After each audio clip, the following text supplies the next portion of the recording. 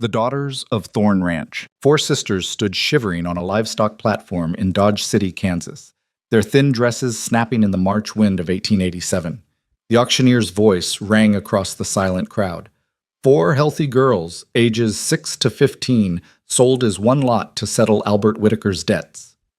Evelyn gripped her youngest sister so tight the child whimpered. While the townspeople shifted their boots in the dust, eyes downcast with shame, no one would name aloud. Then a voice cut through like a rifle shot. $500! The crowd turned. A tall rancher with winter in his eyes had just bought 4 human beings and changed history forever. If you're watching from anywhere in the world, drop your city in the comments below. I want to see how far these sisters' story travels. And if their fight moves you like it moves me, hit that like button and stay until the end, because what happens next will break your heart and put it back together. The wind that swept across the Dodge City Market Square that morning carried the smell of cattle pens and desperation. It was the kind of wind that scoured everything clean, except shame. That stuck to a place like blood on wood. Evelyn Whitaker stood on the auction platform with her back straight and her chin up, even though everything inside her had turned to water.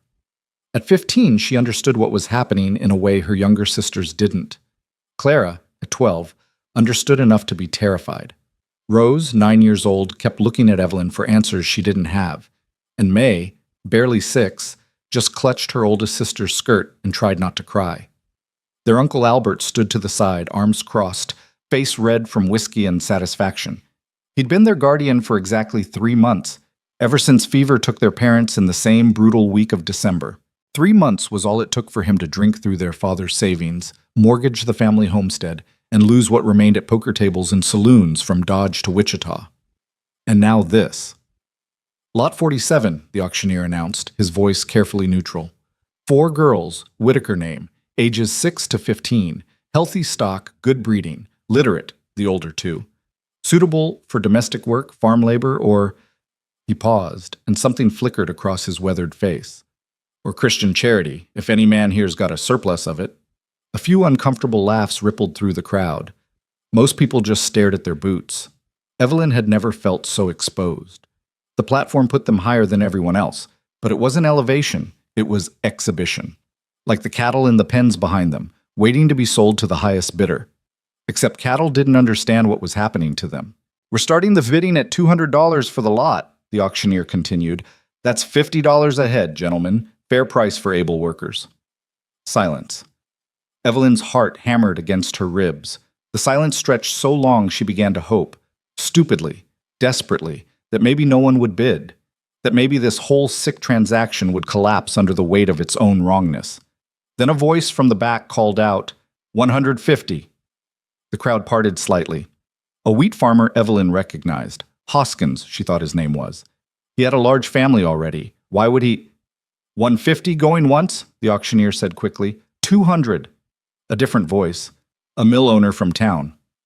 Evelyn's stomach turned. She'd seen the way he looked at young girls who came to buy flour with their mothers. Clara's hand found hers. Evelyn squeezed it, trying to transmit courage she didn't feel. 225. The wheat farmer again. 250. The mill owner. They were bargaining, actually bargaining, like the girls were livestock or furniture. Evelyn wanted to scream, to run, to grab her sisters and disappear into the Kansas prairie until the whole world forgot they existed. 275 going once. $300. This voice was different, deeper. It came from the far edge of the crowd, and when people turned to look, they moved aside with something that looked almost like respect. The man who stepped forward was tall and lean, with shoulders that spoke of hard work and a face that spoke of hard years. He couldn't have been much past 30, but his eyes looked older. Dark eyes, the color of creek water in shadow. His clothes were clean but worn, work clothes, not town clothes. Dust covered his boots, and his hat had seen better seasons. 300, the auctioneer repeated, something like relief creeping into his voice. That's Caleb Thorne bidding. Do I hear 325? The wheat farmer shifted his weight but said nothing. The mill owner opened his mouth, then seemed to think better of it when Thorne's gaze swept past him. There was something in that look that made men reconsider their choices. 300 going once, the auctioneer called. Going twice. 350, the mill owner blurted suddenly. And I'll take just the 2 older ones. Split the lot. Evelyn's breath stopped. Clara made a small sound of pure terror. Rose didn't understand the words, but she understood the fear that suddenly flooded through her older sisters, and she began to cry. "No splitting!" Uncle Albert called from the side. "I specified lot sale only. All 4 or nothing." "Then nothing," the mill owner snapped. "I'm not feeding 4 mouths." "The lot stays together," the auctioneer confirmed, though his voice had gone tight. "Mr. Thorne's bid stands at 300. Going once, $400, Thorne said. His voice hadn't gotten louder, but everyone heard it clearly. "For all 4, together, no splitting," the crowd murmured. $400 was more than most men in Dodge City earned in half a year. "That's too much, Caleb," someone called out, an older man with a merchant's prosperous belly. "You're alone out there on that ranch. What do you need with 4 girls? You can't even—" "My bid is $400, Thorne repeated, his eyes never leaving the platform, never leaving the girls. "Do you have a higher one, Preston?" The merchant shut his mouth. "400 going once," the auctioneer said quickly, before anyone else could complicate matters. "Going twice." He paused, gavel raised. "Sold to Caleb Thorne. $400, cash payment expected today." The gavel came down with a crack that sounded like a cell door closing.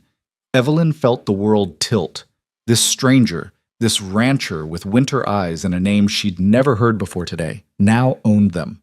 Owned them, legally and completely, the same way he might own horses or acres or cattle.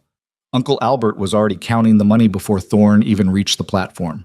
His hand shook slightly as he flipped through the bills. Payment for his own nieces, blood of his blood, sold to clear debts he'd created through his own weakness and greed. "Pleasure doing business," Albert said, not meeting anyone's eyes. Thorne didn't respond. He counted out the money in silence, then turned to the auctioneer. "I need the bill of sale." "Right here." The auctioneer had it ready, ink still wet. "Names, ages, purchase price, all legal and proper." Legal, proper. The words made Evelyn want to vomit. Thorne took the paper, folded it carefully, and tucked it inside his coat. Then he turned to the girls for the first time, really looking at them instead of through them. "My wagon's at the end of the street," he said. His voice wasn't cruel, but it wasn't kind either. It was flat, empty of emotion. "Get your things and meet me there. 5 minutes." "They ain't got things," Uncle Albert volunteered, suddenly helpful now that he had his money. "Came with the clothes on their backs." Something flickered in Thorne's eyes. Anger, maybe, or disgust, but his expression didn't change. He looked at the girls again, and Evelyn found she couldn't read his face at all. Was he angry at them? Disappointed in his purchase? Planning how he'd work them until they dropped? 5 minutes, he repeated. Then he turned and walked away, the crowd parting before him like water. Evelyn stood frozen until Clara tugged her sleeve. "Evie? What do we do?" What could they do? They'd just been sold. The law said they belonged to Caleb Thorne now, as surely as his land and livestock belonged to him. Running would make them fugitives. Staying meant stepping into the complete unknown. "We go to the wagon," Evelyn said quietly. She lifted May into her arms. The child had stopped crying, but hadn't stopped shaking. "We stay together.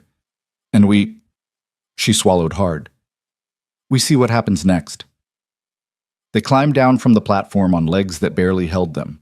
The crowd had already begun to disperse, the ugly transaction complete. The uncomfortable moment passed. Life in Dodge City would go on as if nothing remarkable had happened. 4 girls sold at auction? Just an unfortunate situation, handled according to law and custom. Nothing to dwell on. Uncle Albert was gone before they reached the street, disappeared with his blood money and his absence of conscience. Evelyn didn't expect a goodbye. She didn't get one. The wagon sat at the far end of the market square, a sturdy farm wagon with high sides, and a team of 2 draft horses that looked better fed than the girls felt. Thorne was loading supplies, sacks of flour and beans, tools, rope. He didn't look up when they approached. Evelyn cleared her throat. "Sir, we're here." "In the back," Thorne said without turning around. "There's blankets. It's a 4-hour drive to the ranch." 4 hours into the prairie. 4 hours away from everything they'd ever known, taking them to a place they'd never seen, with a man they'd never met, for purposes he hadn't explained. Clara was crying now, silent tears streaming down her face. Rose held her hand so tight her knuckles had gone white. May buried her face in Evelyn's shoulder. They climbed into the wagon bed. The blankets were there, as promised, thick wool, clean, smelling of sage and storage. Evelyn arranged them around her sisters, trying to create some small fortress of comfort against the vast uncertainty ahead. Thorne finished loading, secured the tailgate, and climbed onto the driver's seat without a word. He picked up the reins, clicked his tongue, and the horses started forward. Dodge City fell away behind them. The market square, the auction platform, the crowd of people who'd watched 4 children sold and done nothing, all of it receded into the distance until it was just a smudge on the horizon, then nothing at all. The prairie opened up around them like an ocean. Endless grass, endless sky, endless wind. No landmarks except the occasional creek bed or line of cottonwoods marking water. The isolation was absolute. Evelyn held May and watched the stranger on the driver's seat. His back was straight, his hand steady on the reins. He didn't look back at them. Didn't check if they were settled or scared or suffering. Just drove, as silent and remote as the land itself. After an hour, Rose whispered, "Evie, I'm thirsty." Evelyn's own throat was parched, but she hadn't wanted to ask, hadn't wanted to draw attention, to make demands, to give this man any reason to regret his purchase or make their situation worse than it already was. But Rose was 9 years old and thirsty, and that mattered more than fear. "Sir?" Evelyn called over the rattle of the wagon. "Excuse me, sir?" Thorne's shoulders tensed slightly, but he didn't turn around. "What?" "My sister's thirsty. Do you have water?" For a long moment he didn't respond. Then he reached beneath the driver's seat and pulled out a canteen. He held it back without looking, and Evelyn had to lean forward to take it. "Make it last," he said. "Next water's 2 hours out." The canteen was nearly full. Evelyn gave Rose a careful drink, then Clara, then May. She took only the smallest sip herself, though she wanted to drain the whole thing. "Thank you," she said, handing it back. Thorne took it, returned it to its place, and said nothing. The silence stretched. The wagon rolled on, the sun climbed higher, turning the prairie into a sea of gold and green. Hawks circled overhead. Somewhere in the distance, a coyote called. Clara leaned against Evelyn's shoulder. "What's going to happen to us?" she whispered. "I don't know," Evelyn admitted. There was no point in lying. "But we're together. That's something." "Is he going to be mean?" Rose asked, her voice very small. Evelyn looked at Thorne's back, straight and unyielding as an iron fence post. "I don't know that either." "I'm scared," May whimpered. "I know, sweetheart. I know." Another hour passed, then another. The landscape began to change subtly. More rolling hills, more scattered stands of cottonwood and willow marking creek beds. The grass grew longer, interspersed with wildflowers that turned whole hillsides purple and gold. Then, as they crested a rise, Evelyn saw it.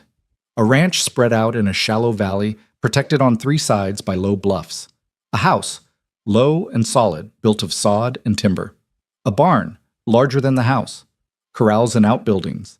A windmill turning slowly in the breeze. Cattle grazing in the distance, maybe 200 head. It was remote, isolated, miles from the nearest neighbor, by the look of it. And it was where they'd be living now. Thorne drove the wagon straight to the house and pulled the horses to a stop. He set the brake, climbed down, and finally, turned to look at the girls directly. In the full light of afternoon, Evelyn could see his face more clearly. Strong features, weathered by sun and wind. A scar along his left jawline, old and faded, dark stubble on his cheeks, and those eyes, deep and unreadable as creek water in shadow. "Rules," he said without preamble. "First, you work. Everyone works on this ranch, no exceptions. You'll have chores assigned by tomorrow morning. You do them without complaint and you do them right." Evelyn nodded slowly. Her sisters pressed closer to her. "Second, you learn. There's books in the house and you'll spend 2 hours every evening on reading, writing, and numbers. I don't care what you knew before. Here, you learn." That was unexpected. Evelyn had been bracing for cruelty or exploitation, not education. "Third, you eat what's provided when it's provided. No waste. Food costs money and effort, and both are earned, not given." Fair enough, Evelyn thought. Harsh, but fair. "Fourth, you stay on the ranch unless I say otherwise. This land is safe if you know it. Get lost out there." He gestured at the vast prairie beyond the ranch boundaries. "And you'll die. Exposure, dehydration, predators, or just plain getting lost. So you stay close until you learn the land. That sounded less like cruelty and more like protection. Evelyn wasn't sure. Fifth, you treat each other with respect. You're sisters. You came together and you'll stay together. But that means you act like family, not like enemies. Arguments happen. I'm not stupid, but you work them out without destroying each other. He paused, and something shifted in his expression, something harder, colder. Sixth and final, you don't run. You're here legal and proper, bought and paid for. The law says you're mine until you're of age, or I release you. You run, the law brings you back, and then we've got a trust problem I don't know how to fix. So don't run. Work hard, learn, grow up, and when you're old enough, you make your own choices about where you go. But until then, this is where you are. Understood? It was the longest speech he'd made since buying them. Evelyn processed it carefully, looking for the trap, the cruelty, the exploitation she'd been expecting. But all she heard was rules. Hard rules, yes. Uncompromising rules. But not unreasonable ones. Not cruel ones. Understood, she said quietly. Claire and Rose nodded. May just stared at Thorne with huge, frightened eyes. Good. He turned toward the house, then paused. Your uncle said you had no belongings. That true? Yes, sir, Evelyn confirmed. Just what we're wearing. Thorne's jaw tightened. He didn't curse, but Evelyn got the sense he wanted to. There's clothes in the house. They'll be too big, but they're clean and they're whole. Tomorrow we'll go into town for proper fitting. Tonight you make do. He walked to the house and opened the door, holding it while the girls climbed down from the wagon. Their legs were stiff from the long ride, and May nearly fell. Evelyn caught her, then ushered her sisters toward the open door. The interior was dim after the bright sunlight, but as Evelyn's eyes adjusted, she was surprised by what she saw. The house was simple but well kept, clean wooden floors, a large stone fireplace, a kitchen area with a good stove, a table with chairs, shelves lined with books, more books than Evelyn had ever seen in a private home. And photographs. On the mantel, on the walls, a woman with kind eyes and a gentle smile. A little girl, maybe 3 years old, laughing at something outside the frame. The same woman and child together, the woman's hand on the girl's shoulder. Evelyn understood, suddenly. This had been a family home, and now it wasn't. Thorne moved past them, opening a door to reveal a bedroom. You'll sleep here. 4 beds. I built them this afternoon while waiting for the auction to finish. Mattresses are stuffed with prairie grass for now. They'll do until we can get proper filling. He'd built beds. This afternoon, 4 of them. He'd known he was going to bid. He'd planned for it. Why? The word escaped Evelyn before she could stop it. Why did you buy us? Thorne looked at her for a long moment. Something moved behind his eyes. Old pain, old anger, old grief. Because I watched my wife and daughter die 3 years ago, he said flatly. Fever, same as your parents. I couldn't save them. I couldn't do a damn thing except watch them slip away. His voice was hard, controlled, but underneath it Evelyn heard something raw and broken. I can't bring them back. But when I saw you 4 on that platform, I knew I could save someone. So I did, that's all. It wasn't kindness exactly. It wasn't charity. It was something else, something more complicated and more honest. It was a man trying to fight back against a world that had taken everything from him. The clothes are in the chest there, Thorne continued, his voice returning to its usual flat tone. Get changed, get settled. Supper's in 2 hours. I expect you at the table, clean and ready to eat. After supper, we'll talk about chores and schedules. He turned to leave, then paused at the door. And Evelyn? She startled at the sound of her name. Yes, sir? You're not slaves. You're not servants. You're not property, no matter what that damn piece of paper says. He didn't turn around, just spoke to the doorframe. You're here because the world is broken and unjust, and I couldn't stand aside and watch it break you too. So we're going to fix what we can. Work hard, learn, grow strong. And when you're old enough to make your own way, you'll leave here with skills and education and the ability to choose your own life. He paused. That's the deal. That's what I bought today. Not you, but the chance to give you a different future than the one you were headed toward. Whether you take that chance is up to you. Then he was gone, the door closing quietly behind him.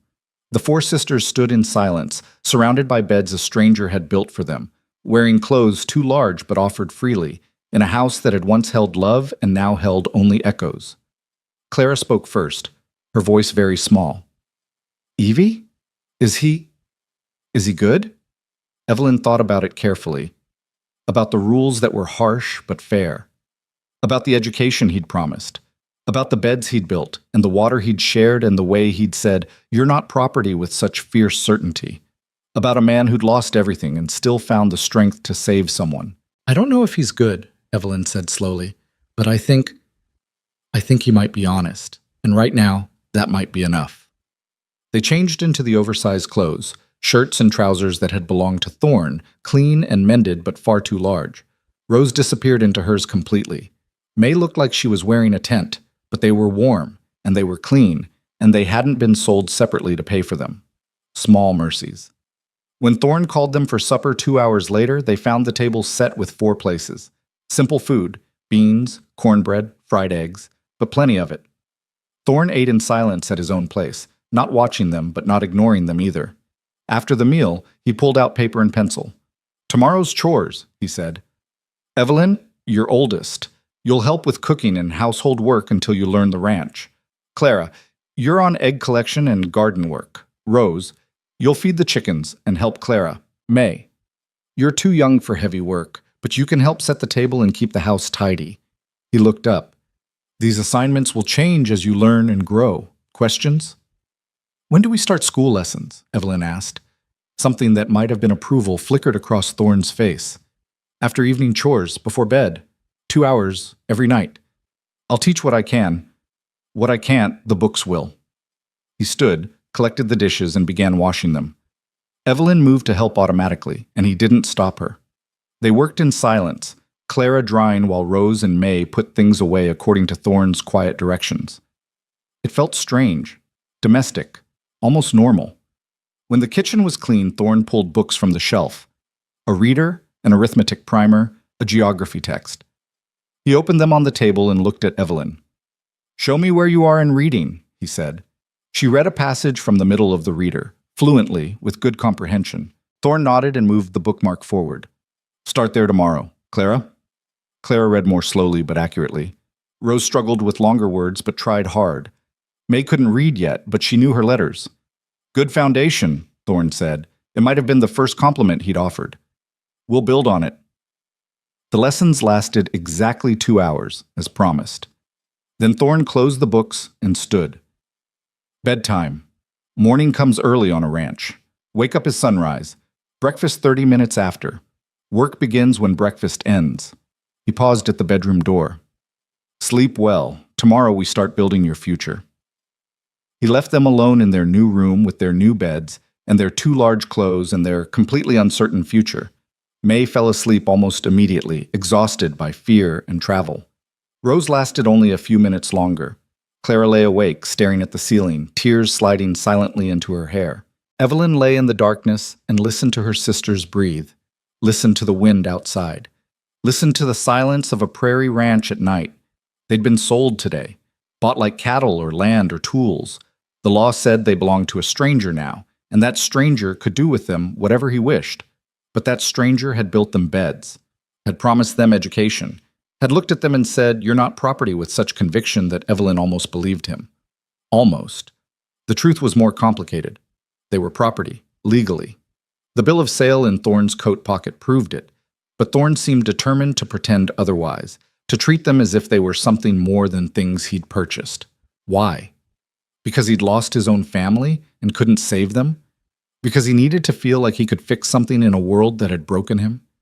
Because he was genuinely good, or because he was building toward something Evelyn couldn't yet see? She didn't know. Couldn't know. Not yet. All she knew was that they were here, together, under a roof that didn't leak, with food in their bellies and a man who'd promised them education and a future. It wasn't much, but it was more than they'd had this morning, standing on that auction platform with the whole world watching and doing nothing. So Evelyn closed her eyes and made herself a promise. She would watch. She would learn. She would protect her sisters, and she would figure out who Caleb Thorne really was, what he wanted from them, what he was building toward, whether his harsh rules and quiet promises were genuine or just another kind of trap. The wind sang through the prairie grass outside. Somewhere in the distance, a coyote called, and four sisters slept in beds a stranger had built, their futures as vast and uncertain as the Kansas plains that stretched away into darkness on all sides. Tomorrow would come with sunrise, as Thorne had promised, and with it, the real work would begin. The first fingers of dawn light were just touching the horizon when Evelyn woke to the sound of a door closing somewhere in the house. She'd slept poorly, startled awake a dozen times by unfamiliar sounds, the creak of timber settling, the wind against the walls, the distant lowing of cattle. Each time her heart had hammered with fresh panic before memory returned. The auction, the wagon ride, the stranger who'd bought them. She lay still for a moment, listening. Her sisters were still asleep, their breathing soft and even in the gray light. May had curled into a tight ball, her thumb in her mouth, a habit she'd broken 2 years ago but returned to under stress. Clara's face was tear-stained even in sleep. Rose had somehow ended up sideways across her bed, one leg dangling over the edge. Evelyn rose quietly, careful not to wake them. The clothes Thorne had given her yesterday were folded on the chair where she'd left them. She dressed quickly, rolling up sleeves and pant legs that were far too long, then eased the bedroom door open. The main room was empty, but the stove was already hot, and the smell of coffee filled the air. Through the window, Evelyn could see Thorne in the corral, working with one of the horses. His movements were economical, practiced, the motions of a man who'd done the same tasks 10,000 times and found his own rhythm in them. She stood uncertain for a moment. He'd said breakfast was 30 minutes after sunrise, but sunrise was still just a promise on the eastern horizon. Should she wait? Start cooking? She had no idea what he expected, and the thought of making a mistake on the first morning made her stomach clench. The decision was taken from her when Thorne glanced toward the house and saw her silhouette in the window.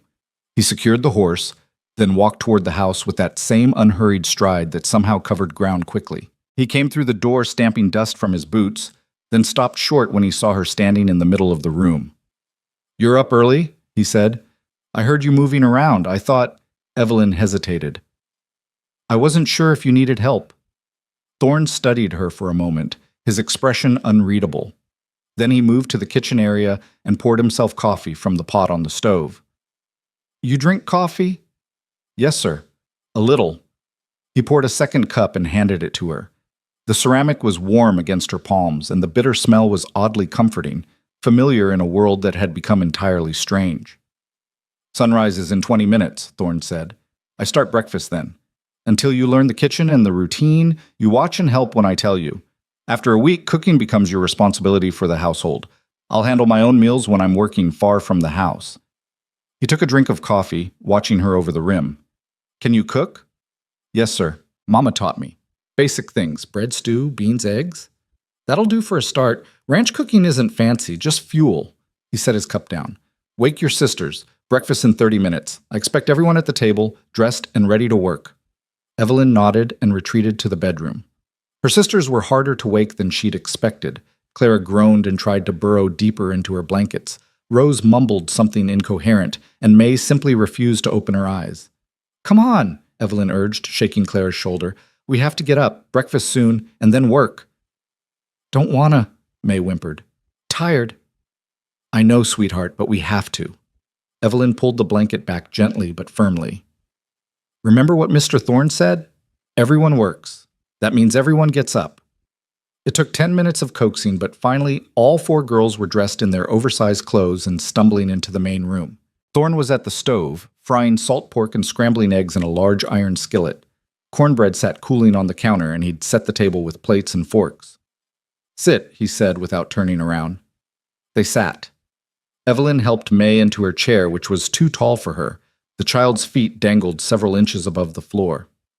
Thorne noticed and disappeared into one of the other rooms, returning with a wooden crate that he inverted and placed under May's chair. "Better," he said.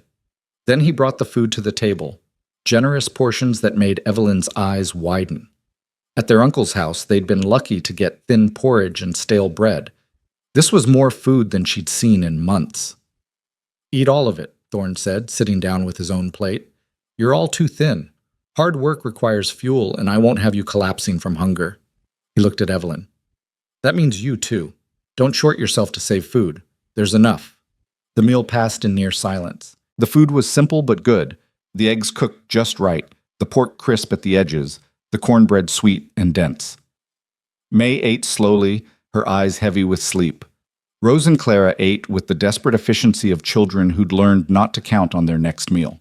When the plates were clean, Thorne stood and began clearing the table. Evelyn rose to help, and this time he nodded approval. Dishes are your first lesson. Watch how I do it, then you'll take over tomorrow. He showed her his system: scrape the plates, heat water on the stove, wash in hot soapy water, rinse in clean water, dry thoroughly before putting away. Simple and efficient, like everything else about him. Conservation matters out here, he explained as he worked. Water has to be hauled from the well. Soap costs money. Wood for heating water doesn't grow on trees. Well, it does, but you have to cut it, split it, and haul it. So we don't waste. We do things right the first time and make our resources stretch. It was the most he'd said at once that wasn't a direct order. Evelyn listened carefully, committing it all to memory. When the kitchen was clean, Thorne lined the 4 girls up in the main room. In the full morning light, Evelyn could see him more clearly, the lines around his eyes from squinting into sun and wind, the calluses on his hands from rope and tools, the way he held himself with a kind of coiled readiness, as if always prepared for the next emergency. Chore assignments, he said. I'm going to show each of you your task this morning. Tomorrow, you do them on your own. Ask questions now while I'm teaching. Don't wait until you've already made a mistake. He started with May, leading her to a small coop behind the house where a dozen chickens scratched in the dirt. Chickens need feed and water every morning, every evening. The feed is in that barrel. 1 scoop morning, 1 scoop evening. Water goes in those troughs. They need fresh water every day, so you dump the old water on the garden, rinse the trough, and fill it new from the well. May stared at the chickens with wide eyes. One of them, a large red hen, ruffled her feathers and made a challenging noise. She won't hurt you, Thorne said. Just bossy. Chickens have a pecking order, literally. That one's in charge, so she acts like it. You just do your job and ignore her attitude. Like Uncle Albert, May whispered. The words hung in the morning air. Thorne's expression flickered, something dark passing through his eyes, but his voice stayed level. Yeah, like that. People who act mean are usually just scared or hurting. Doesn't make it right, but it helps to understand it. He handed May the scoop. Show me. 1 scoop. May filled the scoop with trembling hands and dumped it into the feed trough. The chickens immediately swarmed, pecking and clucking. She jumped back with a small squeak. Good, Thorne said. Now water. He walked May through the whole process twice, then had her do it once on her own while he watched. When she finished, he nodded. That's your job. Morning and evening, every day. Can you do it? Yes, sir, May said, her voice small but determined. Good girl. Rose's assignment was the garden, a large plot behind the house where vegetables grew in neat rows. Thorne showed her how to check for weeds, how to tell the difference between a seedling and something that didn't belong, how to water without drowning the plants or leaving them dry. Garden feeds us through winter, he explained, kneeling in the dirt to show Rose how to pull weeds without disturbing the vegetables. Everything you see here will be canned or dried or stored in the root cellar. We waste nothing. A bad garden means a hard winter, so this work matters. I've never done gardening before, Rose admitted. You're doing it now. That's what matters. Thorne pulled a particularly stubborn weed and tossed it aside. Most things worth knowing you learn by doing. Book knowledge is important, but hand knowledge, he held up his calloused palms. That's what keeps you alive out here. Clara's task was egg collection, which meant checking the nesting boxes in the chicken coop 3 times a day. Thorne showed her how to approach the hens calmly, how to slide a hand under them to check for eggs, how to handle the eggs gently so they wouldn't crack. Some hens get broody, he warned. They'll peck if you try to take their eggs. You'll learn which ones to watch for. Get pecked once or twice and you'll figure out the warning signs.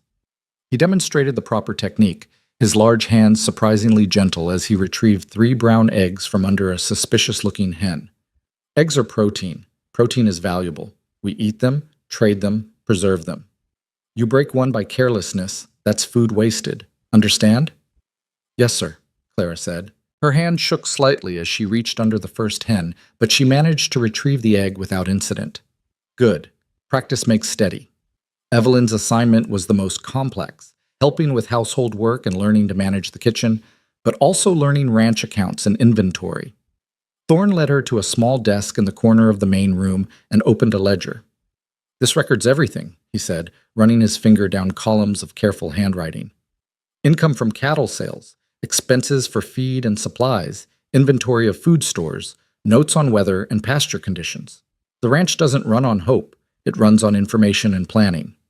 Evelyn stared at the neat rows of numbers and notes. You want me to learn this?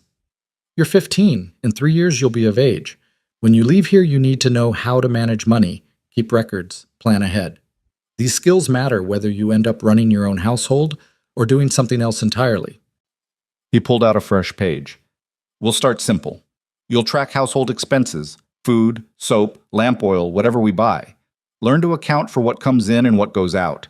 Later, if you show aptitude, I'll teach you the cattle records. It was dizzying. Evelyn had expected to be used for hard labor and little else, the way Uncle Albert had used them. Minimum effort, maximum exploitation. But Thorne was teaching them. Actually teaching them skills that would matter, that would last, that would give them options. Why are you doing this? The question slipped out before she could stop it. Thorne looked at her steadily. Because you're going to leave here eventually. When you do, I want you to leave with the ability to make your own way in the world. Not as someone's servant or someone's burden, but as capable people who can stand on your own feet. He closed the ledger. That requires skills, so I'm teaching you skills. It's not complicated. But it was complicated, Evelyn thought. Most men who bought children at auction weren't thinking about preparing them for independent futures. They were thinking about profit, or labor, or worse things she didn't want to name. Now, Thorne continued, morning chores are done. Midday meal is at noon. Simple. Usually leftovers or bread and cheese. Evening meal is at 6. Between now and noon, you're going to help me repair a section of fence in the north pasture. Bring your sisters. They can learn by watching, and the fresh air will do them good. The fence repair turned into an education. Thorne didn't just fix the broken rails. He explained why they'd broken, how to spot weak points before they failed, how to measure and cut replacement wood, how to secure the rails so they'd last through winter storms and summer heat. May and Rose sat on a nearby hill, watching and occasionally asking questions. Clara helped hold boards steady, while Thorne sawed. Evelyn learned to use a hammer, smashing her thumb twice before she got the rhythm of it. Payne's a teacher, Thorne said when she yelped the second time. You'll remember to keep your thumb clear now. He wasn't wrong. The third nail went in cleanly, and so did the fourth.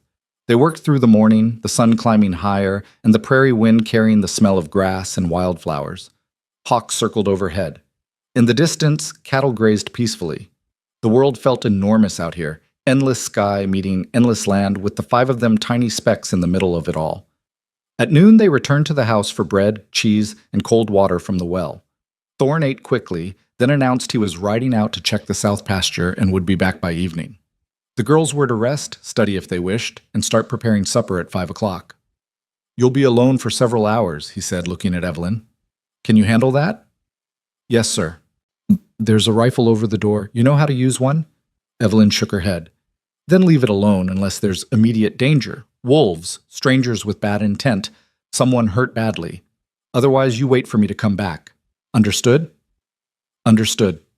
He left them alone in the house, riding out on one of his horses with the easy confidence of a man entirely at home in the saddle.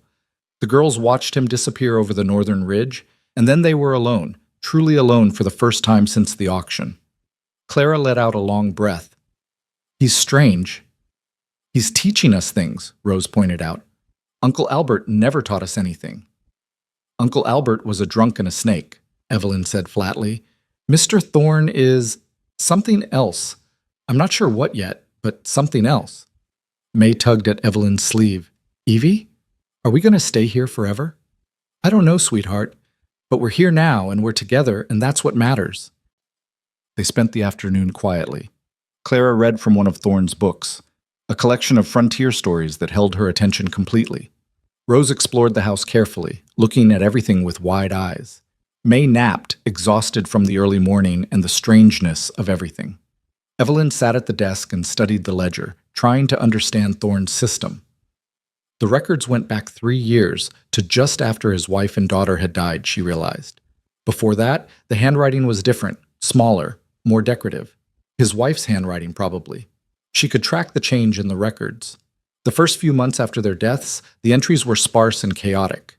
Then, gradually, order returned. The handwriting became steady again. The accounts balanced, the ranch continued. It was the record of a man rebuilding himself one careful entry at a time. At 5 o'clock, Evelyn started supper. She'd watched Thorne carefully that morning, and she tried to replicate his efficiency. Beans soaking since midday, cornbread mixed and ready for the oven, salt pork sliced and waiting. She wasn't as fast as him, and she wasn't as sure, but the food came together. Thorne returned just before 6, as promised. He unsaddled his horse, washed at the pump outside, and came to the table exactly at the appointed time. He looked at the food Evelyn had prepared, then at her. "You did this alone?" "Yes, sir. I hope it's all right." He served himself a portion, tasted it, chewed thoughtfully. "Beans are undercooked, cornbread's good, pork's too salty. You have to rinse it before frying, or it's inedible." He took another bite. "But for a first attempt in an unfamiliar kitchen, it's respectable. You'll get better." It was the closest thing to praise Evelyn had heard from him, and it warmed something in her chest she hadn't realized was cold. After supper came the promised lessons. Thorne pulled out the books and worked with each girl according to her level. May practiced letters, tracing them carefully on a slate. Rose read aloud from the primer, stumbling over unfamiliar words but improving with each page. Clara worked on arithmetic, solving problems while Thorne watched over her shoulder, correcting errors without criticism. For Evelyn, he brought out a more advanced text, history and geography combined, with maps and descriptions of places she'd never seen and likely never would. "Read this chapter," he said, pointing to a section about the Western Territories. "Tomorrow night, you'll tell me what you learned." The lesson time passed quickly, and when the 2 hours were up, Thorne closed the books with the same finality he did everything else. "Bedtime, same schedule tomorrow. Questions?" "Sir?" Clara raised her hand hesitantly. "When do we go to town for proper clothes?" "This Saturday. It's a half-day ride, so we'll leave early morning. I'll introduce you around, get you outfitted, and make sure people know you're part of this household now." He paused. "Some folks will talk. Some will look at you with pity or judgment. You ignore them. Hold your heads up and act like you belong, because you do." "What if they ask questions?" Rose asked quietly. "About the auction?" Thorne's expression hardened. "Anyone rude enough to ask gets no answer. It's none of their business how you came here. What matters is that you're here, you're learning, you're working, and you're thriving. The rest is just noise." That night, lying in the darkness with her sisters sleeping around her, Evelyn thought about Thorne's words. "Hold your heads up. Act like you belong." It was strange advice from a man who'd bought them like livestock. But then, everything about Caleb Thorne was strange. The harsh rules coupled with patient teaching, the emotional distance coupled with careful provision, the insistence that they weren't property while legally owning them completely. He was a contradiction. A man who'd lost everything trying to save someone. A rancher teaching 4 orphan girls to do accounts and read maps and think about futures beyond survival. Evelyn didn't trust him yet, couldn't trust him, not fully, not when the power imbalance was so absolute and the world had proven itself so cruel. But she was beginning to think he might be honest, and out here, in this hard country, with its harsh realities, maybe honest was the best she could hope for. The days fell into rhythm after that.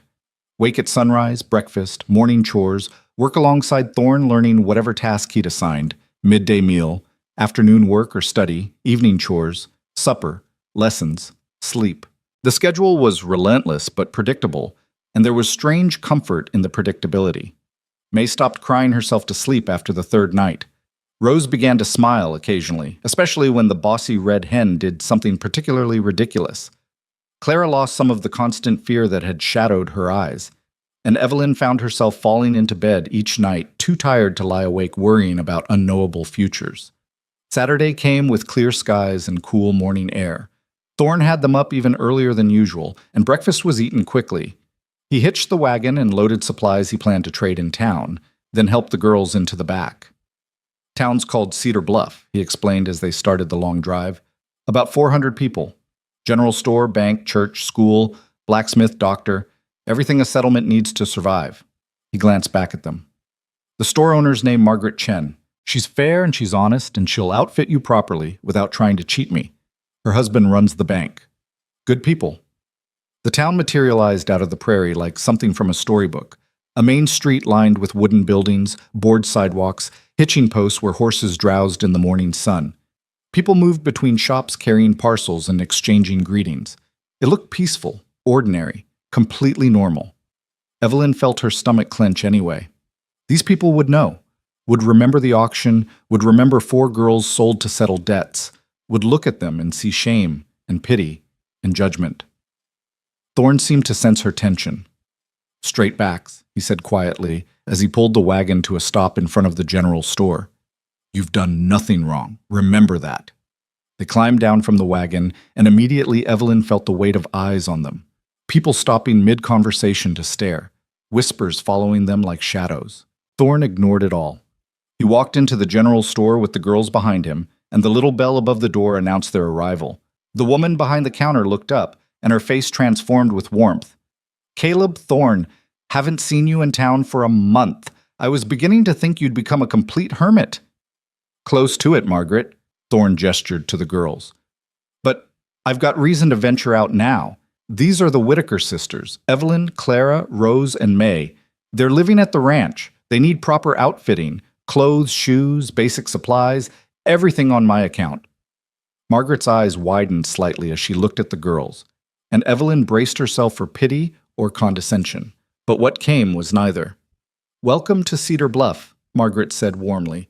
"Let's get you sorted out. Caleb, you can disappear. This is women's work, and you'll just be in the way." "Gladly." Thorne tipped his hat and left, the bell chiming behind him. Margaret came around the counter and studied the girls with a practiced eye. She was perhaps 40, with graying hair pulled back in a practical bun and intelligent eyes that missed nothing. "You're all drowning in those clothes," she observed. "Let's fix that." She worked with swift efficiency, measuring and selecting and adjusting. She brought out dresses in practical fabrics, sturdy cotton that would wear well and wash easily. She fitted them each with 2 everyday dresses and 1 slightly nicer one for church or special occasions. Shoes that actually fit, stockings, nightgowns, undergarments that weren't falling apart. As she worked, she chatted easily about the town, the weather, the upcoming harvest festival. She asked the girls gentle questions about their interests and listened carefully to their answers. She didn't mention the auction, didn't ask how they'd ended up at Thorne Ranch, treated them exactly like she would any other customers. It was the kindness Evelyn hadn't known she'd been craving. When the outfitting was complete, Margaret tallied the costs in her ledger and made a note on Thorne's account. Then she leaned forward conspiratorially. "Caleb Thorne is a good man who's been dealt a rotten hand by life," she said quietly. "He's hard, and he's distant, and he doesn't let people in easily. But he's fair and he's honest, and if he's taken you in, he'll see you right. You can trust that." "How do you know?" Evelyn asked before she could stop herself.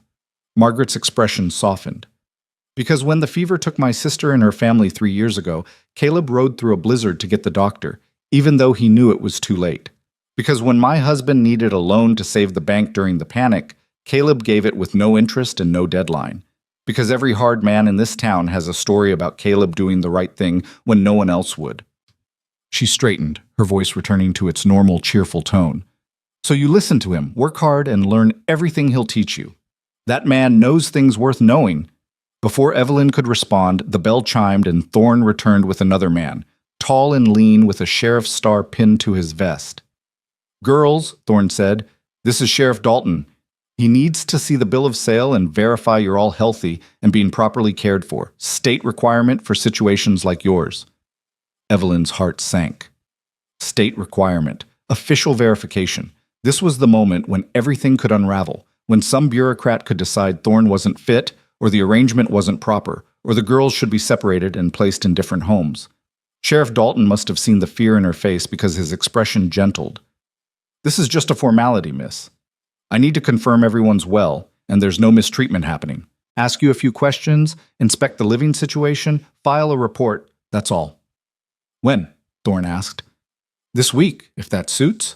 I'll ride out Wednesday morning, look around, talk to each girl privately, make sure everything's above board." "Wednesday's fine." Thorne's voice was level, unconcerned, as if he had nothing to hide.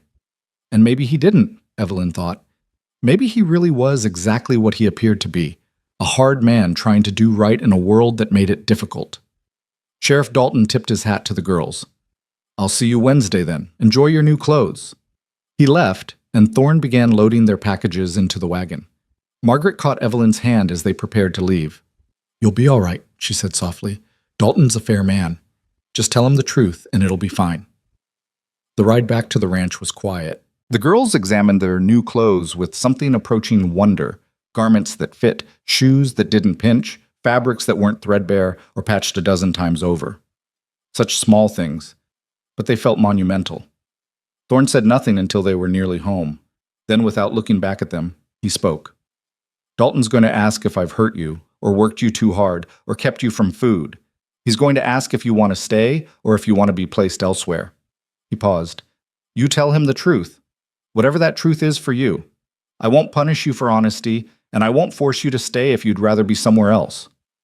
Evelyn stared at his back. You'd let us go? I'd let you choose. There's a difference. What if we choose to stay? Then you stay, and we keep building what we're building. What they were building. Evelyn thought about the past week, the hard work and the patient teaching, the full meals and the evening lessons, the sense of structure and safety slowly replacing chaos and fear. It wasn't perfect. Thorne was distant and emotionally locked away, and the power imbalance was real and undeniable. But they were learning, growing, becoming something more than they'd been. We'll tell Sheriff Dalton the truth, Evelyn said quietly. Whatever that brings. Thorne nodded once, and that was the end of it. Wednesday arrived with storm clouds building in the west and the smell of rain on the wind. Sheriff Dalton rode up just after breakfast, and Thorne met him in the yard. Property tour first, Dalton said, dismounting. Then I'll interview each girl separately. Thorne showed him everything, the house, the barn, the corrals, the fields and pastures. Pointed out the work the girls had done, the chores they'd learned, the garden they were tending. Showed him the bedroom with 4 beds, the kitchen where Evelyn was learning to cook, the desk where she studied accounts. Dalton took notes in a small book, his expression neutral and professional. Then he sat down with each girl, one at a time, in the main room while Thorne waited outside. May went first. She came out 10 minutes later, looking uncertain but unharmed. Then Rose, then Clara. Each interview lasted about the same amount of time, and each girl emerged looking thoughtful but not distressed. Finally, Evelyn's turn. She sat across from Sheriff Dalton at the table while he reviewed his notes. Your sisters speak well of Mr. Thorne, he began. They say he's strict but fair, that he feeds you well, teaches you daily, and hasn't laid a hand on any of you in anger. Is that your experience as well? Yes, sir. Are you afraid of him? Evelyn considered carefully. No, sir. He's hard, distant, but not cruel, not frightening. Do you want to stay here? Yes, sir. We're together here. We're learning. We have enough to eat and a safe place to sleep. That's more than we had before. Dalton nodded slowly. And if I told you there were other options, orphanages, church families willing to take 1 or 2 of you, would you want to pursue those? Would we stay together? Probably not. Most families can't take 4 children at once. Then no, we stay together or we don't go. Dalton made a final note, then closed his book. All right, Miss Whitaker, I'll file my report with the territorial office. Based on what I've seen and heard, I'll be recommending that the current arrangement continue. He stood and offered his hand. You're a brave girl. Your sisters are lucky to have you looking out for them. Evelyn shook his hand, feeling something tight in her chest finally loosen. Thank you, sir. Dalton left with promises to return in 6 months for a follow-up inspection.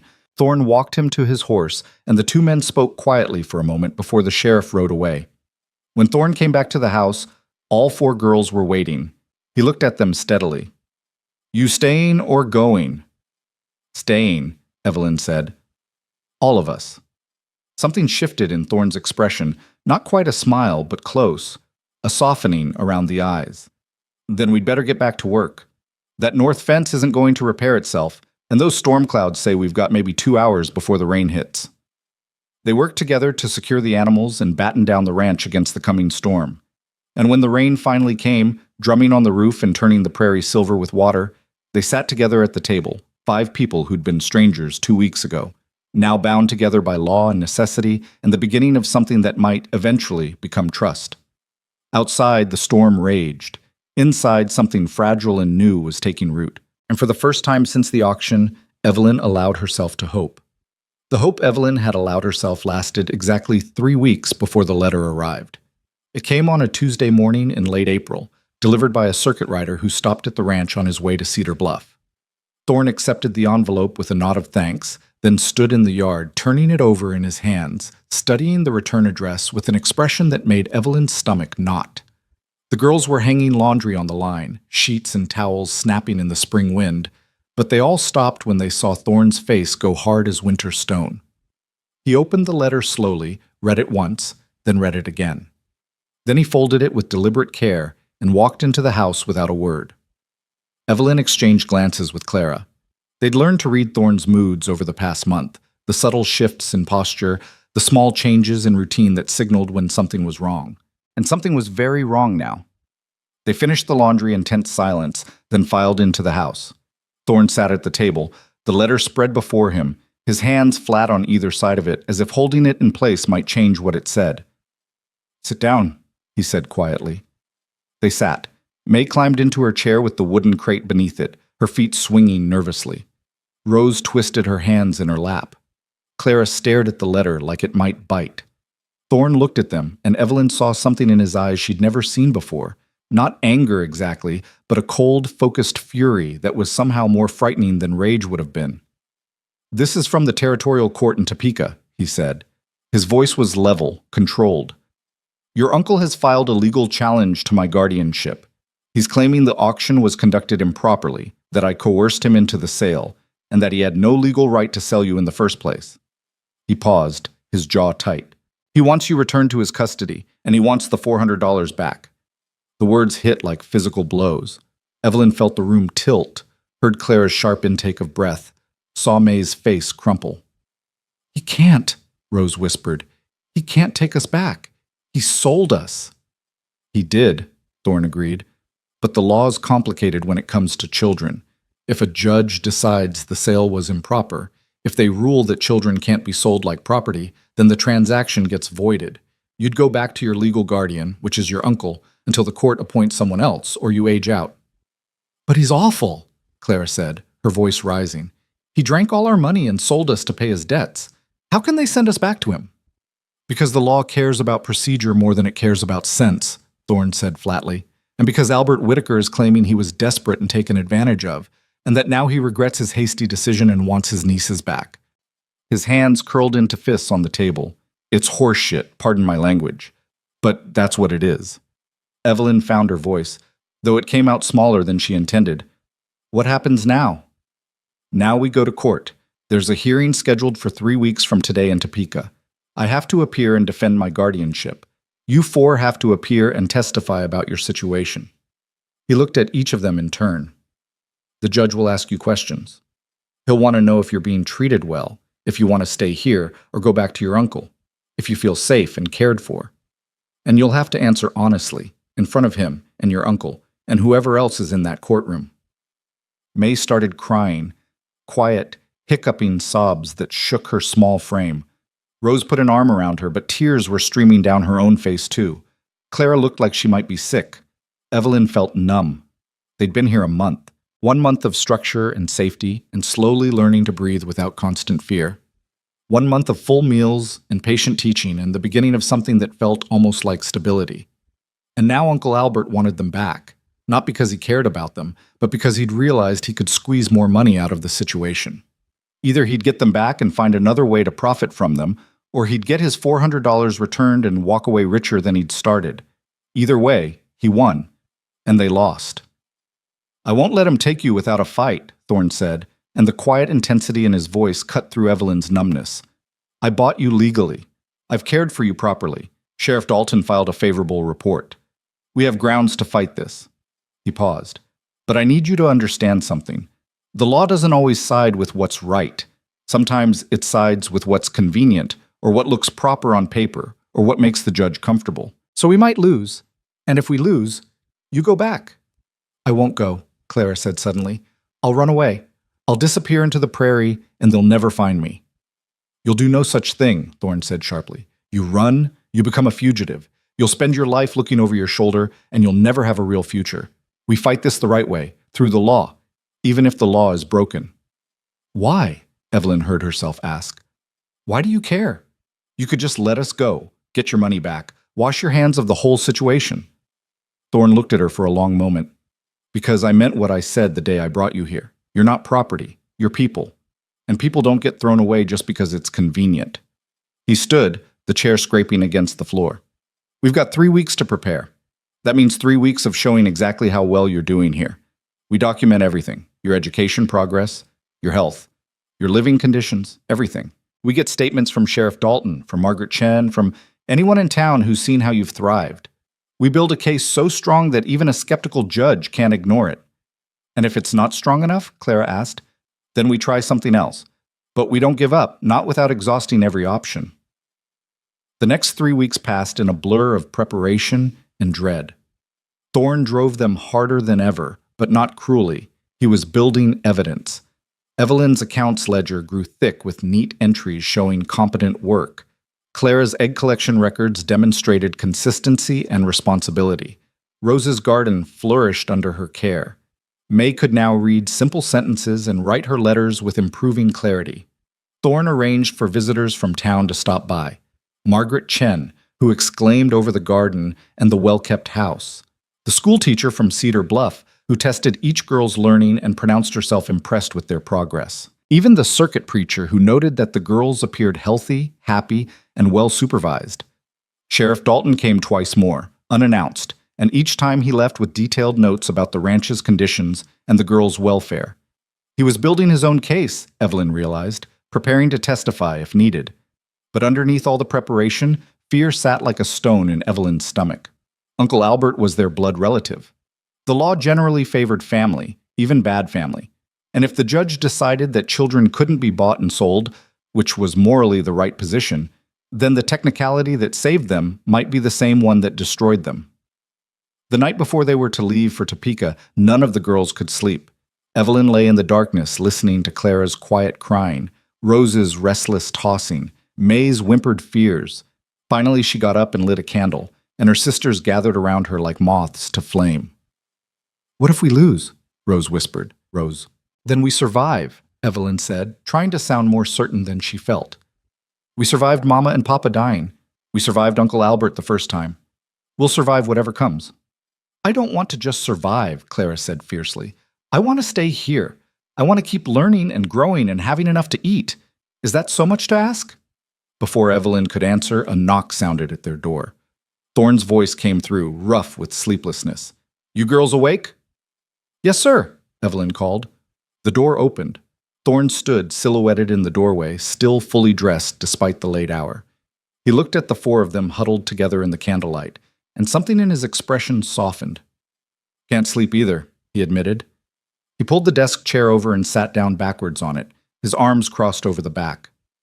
"I've been thinking about what to say to you, what wisdom or comfort I could offer. But the truth is, I don't have much." He paused. "I can tell you this, though. Tomorrow in that courtroom, you tell the truth, all of it. Don't try to make things sound better or worse than they are. Don't perform for the judge or try to say what you think he wants to hear. Just be honest about what your life was like with your uncle and what it's been like here and what you want for your future." "What if the truth isn't enough?" May asked in a small voice. "Then at least you'll know you did everything right," Thorne said. "Sometimes that's all we get, the knowledge that we did our best in a situation we couldn't fully control." He looked at Evelyn. "Your sister asked me why I care. I'll tell you all the same thing I told Sheriff Dalton when he asked the same question. I care because you're worth caring about, because you've worked hard and learned fast and proven yourselves a dozen times over, because you deserve better than what the world's given you so far. That's not pity talking. That's plain fact." He stood and pushed the chair back to the desk. "Try to get some sleep. We leave at dawn, and it's a long ride to Topeka. You'll need your strength for what's ahead." After he left, the girls lay back down, but sleep still wouldn't come. Evelyn stared at the ceiling and thought about the man who'd bought them for $400 and spent the last month and a half proving that the purchase price was the least important part of the transaction. They left before sunrise, the wagon packed with supplies for the 3-day journey to Topeka. Thorne had arranged for a neighbor, a grizzled rancher named Fletcher, to watch the livestock while they were gone. Fletcher arrived just as they were loading the last items, and he stood talking quietly with Thorne while the girls climbed into the wagon bed.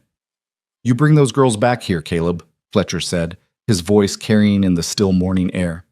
"Don't let some paper-pushing judge give them back to that snake." "Oh, planning on it," Thorne replied. "You need character witnesses. You let me know. Half the county will speak for you." Thorne shook Fletcher's hand, then climbed onto the driver's seat. The wagon rolled forward, and the ranch fell away behind them. The house and barn and corrals, the garden and chicken coop, the fence they'd repaired together. Everything that had become familiar and almost safe. The journey to Topeka took 2.5 days of hard travel. They camped the first 2 nights on the open prairie, Thorne building small fires for cooking and standing watch, while the girls slept in the wagon bed. He barely slept himself, Evelyn noticed. Just sat by the dying fire, rifle across his knees, staring into the darkness. On the 3rd day, Topeka emerged from the prairie. A real city with brick buildings and paved streets, churches with actual steeples, houses crowded together instead of spread across miles of empty land. The girls stared at everything with wide eyes. Even Cedar Bluff hadn't prepared them for this much civilization all at once. Thorne drove directly to a modest boarding house and secured rooms, one for the girls, one for himself. The proprietor, a stern-faced woman named Mrs. Kowalski, showed them to their quarters and provided water for washing. "Court's tomorrow at 9 o'clock, Thorne said when they'd settled in. "We'll go over everything tonight. What to expect, how to answer questions, how to conduct yourselves." They gathered in the girls' room, and Thorne laid it out with characteristic bluntness. The hearing would be formal. The judge would question everyone. Thorne, the girl Schultz, probably Sheriff Dalton, who'd agreed to come testify, possibly others. Uncle Albert would be there with his own lawyer, making his case for why the girls should be returned to him. "He'll probably cry," Thorne said flatly. "He'll talk about family and blood ties and how he made a mistake in a moment of weakness. He'll say he's reformed now, stopped drinking, found steady work. All lies, but convincing ones."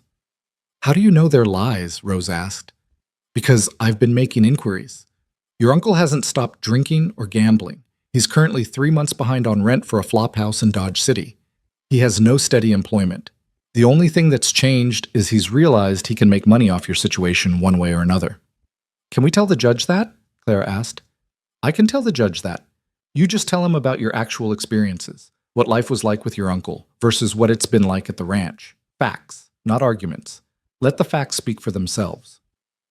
That night, Evelyn barely slept again. She could hear her sisters breathing in the other beds, could hear the unfamiliar sounds of the city outside, carriages rattling past, voices calling, dogs barking, the general noise of people living on top of each other. She thought about the next day, about facing Uncle Albert again, about the possibility that a stranger in a black robe would decide their entire future based on a few hours of testimony. Morning came too quickly. Thorne had them up early, dressed in their best clothes, the church dresses Margaret Chen had outfitted them with. He'd even bought himself a new shirt and jacket, though his usual work boots remained. There was only so much civilization the man would tolerate. The courthouse was an imposing building of red brick and white columns, with wide steps leading to heavy wooden doors. People streamed in and out, lawyers with leather satchels, clerks carrying armfuls of documents, witnesses waiting nervously for their cases to be called. Inside, the hallways echoed with footsteps and hushed conversations. Thorne led them to a courtroom on the 2nd floor, and they took seats on a long wooden bench to wait.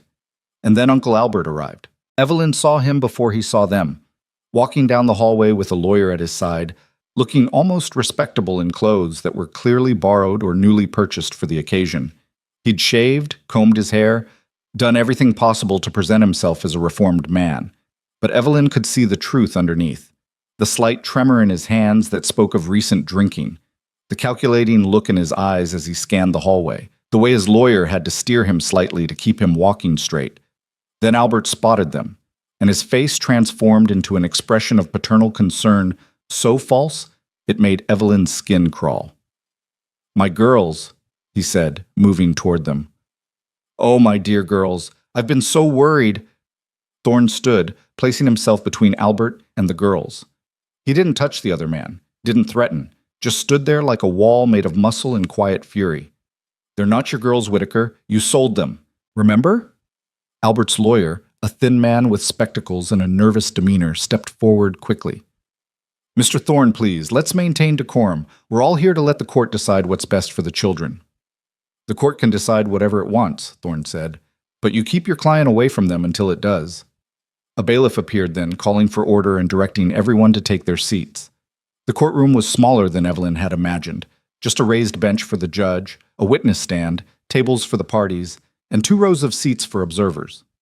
Sheriff Dalton sat in the back row, his face grim. A few other people Evelyn didn't recognize filled the remaining seats. The judge entered, a man perhaps 60 years old, with steel gray hair and a face that revealed nothing. Everyone stood until he sat. Then the bailiff called the case. In the matter of Albert Whitaker versus Caleb Thorne, regarding guardianship of Evelyn, Clara, Rose, and May Whitaker.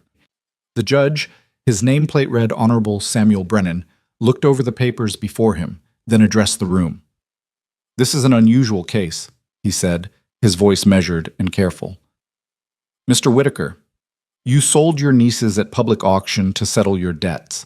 Now you want them returned, claiming the sale was improper.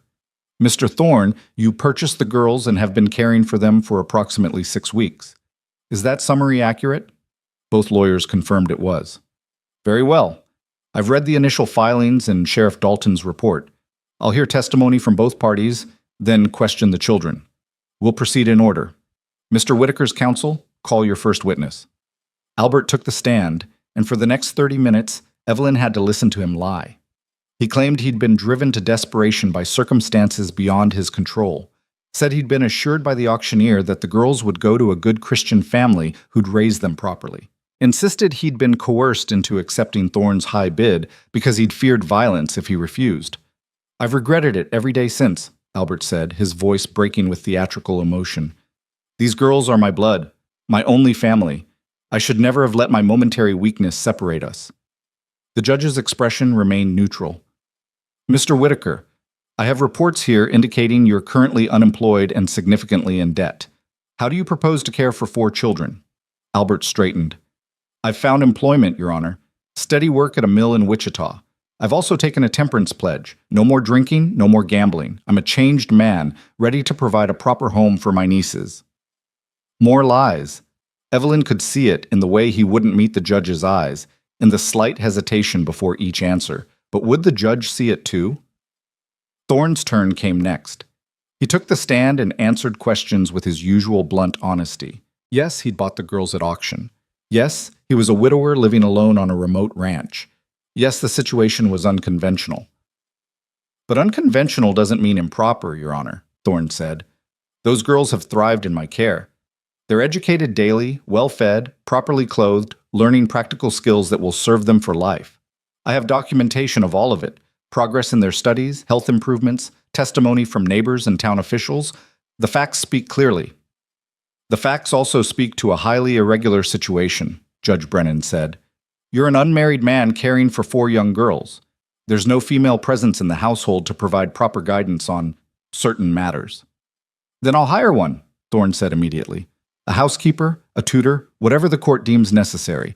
I'll do what's required to meet any reasonable standard." Sheriff Dalton testified next, providing detailed accounts of his inspections. He confirmed the girls appeared healthy and well cared for, that the ranch was properly maintained, that Thorne had been scrupulous in meeting his obligations. "Your Honor," Dalton said carefully, "I've been sheriffing in this territory for 15 years. I know the difference between a man doing right and a man putting on a show. Caleb Thorne is doing right by those girls. Albert Whitaker is putting on a show." Albert's lawyer objected, but the judge allowed the statement to stand. Then came the moment Evelyn had been dreading. Judge Brennan looked at the girls and said, "I'd like to hear from the children themselves. I'll question each one separately. We'll start with the eldest." Evelyn stood on shaking legs and walked to the witness stand. The courtroom suddenly felt enormous, the judge impossibly far above her, Uncle Albert's eyes burning into her back. The bailiff swore her in, and Judge Brennan leaned forward slightly. "Miss Whitaker, I need you to tell me the truth." "Do you understand that?" "Yes, Your Honor." "Good. Now tell me about your life before you came to Mr. Thorne's ranch." Evelyn took a breath and told him everything. The fever that took her parents, Uncle Albert appearing 3 months later to claim guardianship, the drinking and gambling that burned through their inheritance, the gradual slide into poverty and fear. The morning he'd announced they were going to auction. "How did that make you feel?" the judge asked. "Terrified," Evelyn said honestly. Like we were cattle being sold to slaughter, like the world had decided we didn't matter as people. And now? How do you feel about your current situation? Grateful, Evelyn said. Mr. Thorne is strict, but he's fair. He feeds us, teaches us, treats us with respect. He's given us structure and stability. He's preparing us for futures where we can make our own choices instead of just surviving. Do you want to return to your uncle's care? No, Your Honor. Absolutely not. Even though he's family? Even though he claims he's reformed? Evelyn looked directly at Uncle Albert for the first time since entering the courtroom. He stared back, his expression pleading and false. Family is supposed to protect you, Evelyn said quietly. Uncle Albert sold us to pay his gambling debts. That's not protection. That's not family. That's just using people because you can. She turned back to the judge. Mr. Thorne isn't family by blood, but he's been more of a family to us in 6 weeks than my uncle was in 3 months, and if the law says blood matters more than that, then the law is wrong. Judge Brennan's expression flickered, just barely, but Evelyn saw it, something like approval, or maybe just recognition of hard truth. The questioning continued. Clara testified next, then Rose, then finally May, who had to be lifted into the witness chair because she was too small to climb up herself. Each sister told the same story in her own words. Life with Uncle Albert had been fear and hunger and uncertainty. Life with Thorne was hard work and high expectations, but also safety and education and the possibility of futures beyond mere survival. When May climbed down from the witness stand, her small voice carrying across the quiet courtroom, I want to stay with Mr. Thorne. He's nice even when he's grumpy. Evelyn saw several people in the gallery blink back tears. Judge Brennan called a recess for lunch, instructing everyone to return in 2 hours for his decision. Thorne took the girls to a nearby cafe, but none of them could eat much. They picked at their food and watched the clock, counting down minutes until their fate would be decided. When they returned to the courtroom, the gallery had filled. Word had spread, apparently, about the unusual case. People crowded the benches, standing along the back wall when seats ran out. Evelyn recognized Margaret Chen and Fletcher the neighboring rancher and the school teacher from Cedar Bluff. They'd all come to bear witness.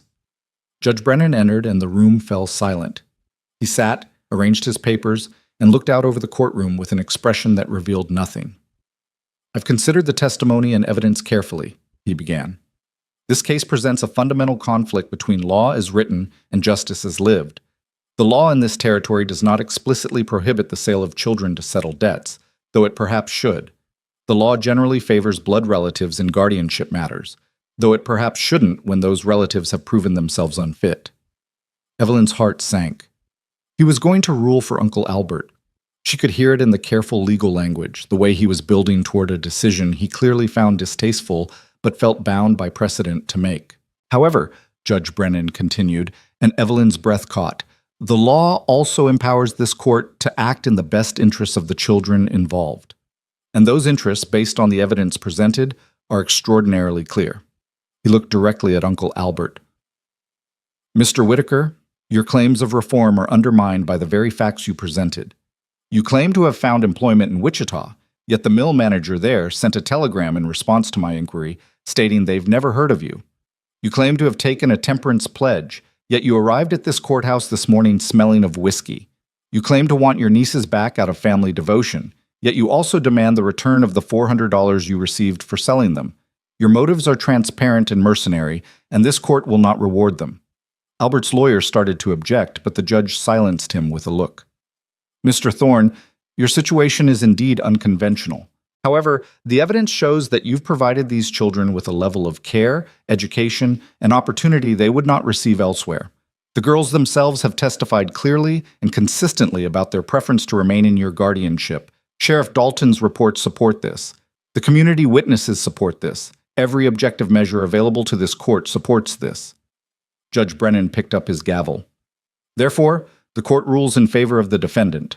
Mr. Thorne's guardianship of the Whitaker sisters is hereby affirmed and made permanent until each girl reaches majority age or marries. Mr. Whitaker's petition is denied in its entirety. The sale price of $400 is deemed final payment for the transfer of guardianship rights, which Mr. Whitaker voluntarily relinquished through his own actions. No refund is owed or warranted. The gavel came down with a crack, the that sounded like freedom. Evelyn felt tears streaming down her face before she even realized she was crying. Clara grabbed her hand and squeezed so hard it hurt. Rose buried her face in Evelyn's shoulder. May started sobbing, huge gasping sobs of relief that shook her entire body. They'd won. Against all odds, against legal precedent, against the weight of blood and custom, they'd won. But Judge Brennan wasn't finished. Furthermore, he said, his voice cutting through the murmurs spreading through the gallery, this case has revealed a disturbing gap in our territorial law. The fact that children can be sold at public auction to settle debts is unconscionable. I'm referring this matter to the territorial legislature with a strong recommendation that such practices be explicitly prohibited. No child should ever stand on an auction block again. He looked at the girls, and his stern expression softened slightly. You four have shown remarkable courage in speaking your truth. I hope you'll continue to thrive under Mr. Thorne's care, and I hope someday you'll look back on this day not as a time of fear, but as the moment when justice, however imperfectly, found a way to do the right thing. The courtroom erupted in applause. Judge Brennan allowed it for a moment, then gavelled for order and dismissed the proceedings. Uncle Albert stormed out, his lawyer hurrying after him. Evelyn caught a glimpse of his face as he left, twisted with rage and resentment, all pretense of reformed concern abandoned. She felt nothing for him except a distant pity. He'd thrown away his own family for whiskey and cards, and now he'd lost them permanently. Thorne stood, and before Evelyn could think about propriety or emotional restraint or any of the walls they'd both carefully maintained, she launched herself at him. Her sisters followed, and suddenly Thorne was surrounded by 4 crying girls clinging to him like he was the only solid thing in a tilting world. For a moment he stood rigid, clearly uncomfortable with the display of emotion.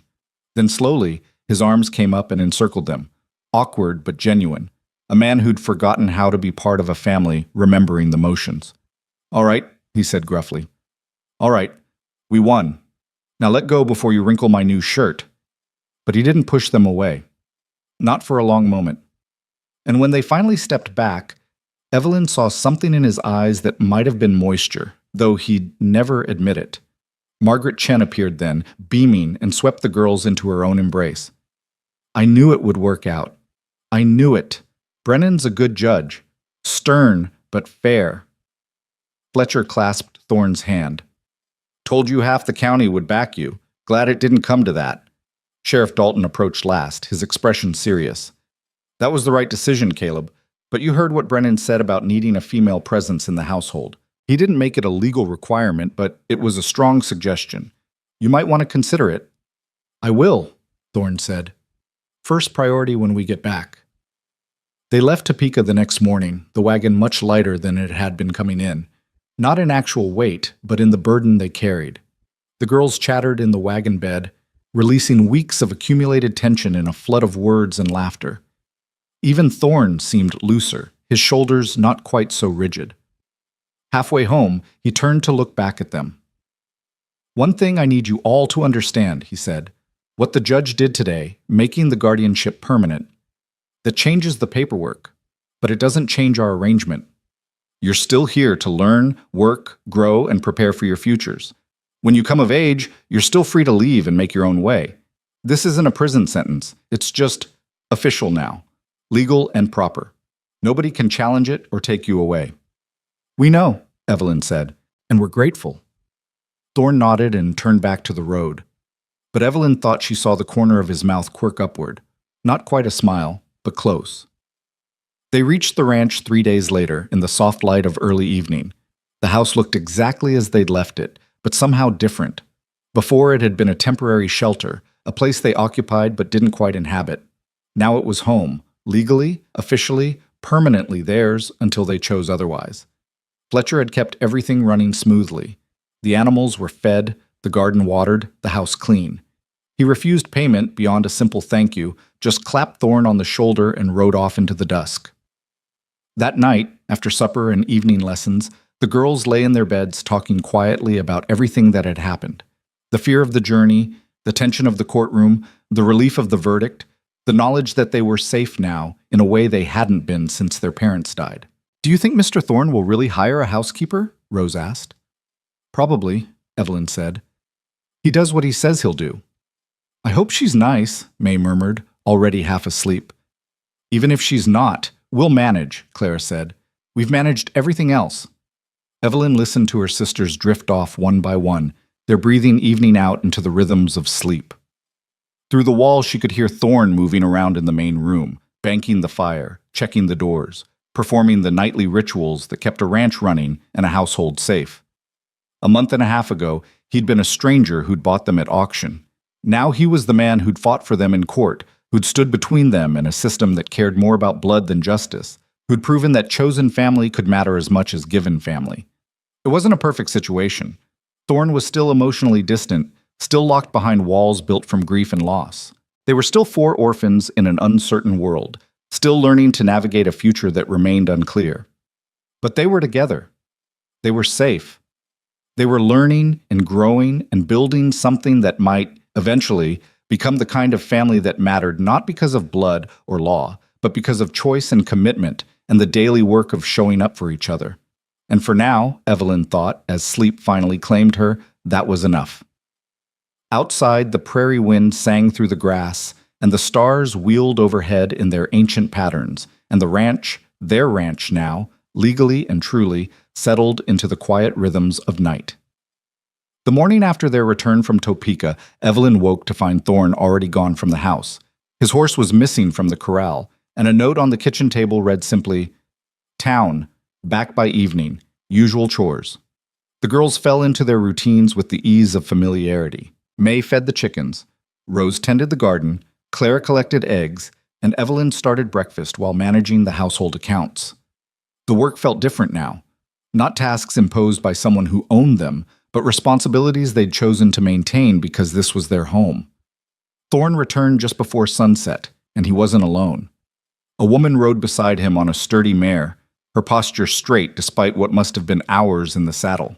She looked to be perhaps 45, with dark hair streaked with gray pulled into a practical bun, and the weathered face of someone who'd spent years outdoors. She wore traveling clothes, a split riding skirt and sturdy boots, and carried herself with quiet confidence. The girls gathered on the porch as Thorne and the woman dismounted. He helped her with her saddlebags, then gestured toward the house. "Girls, this is Sarah Brennan. She's agreed to come work as housekeeper and tutor. Sarah, these are the Whitaker sisters, Evelyn, Clara, Rose, and May." Sarah studied each girl with sharp, intelligent eyes, then offered a slight smile. "Judge Brennan's sister," she explained. "My brother thought you might benefit from someone with teaching experience and a strong hand. I agreed, provided the position suited me as much as you." There was no false warmth in her tone, no condescending sweetness, just straightforward honesty that reminded Evelyn of Thorne himself. "Your rooms are in order?" Sarah asked Thorne. "Cleaned out the storage room this afternoon. It's small but private.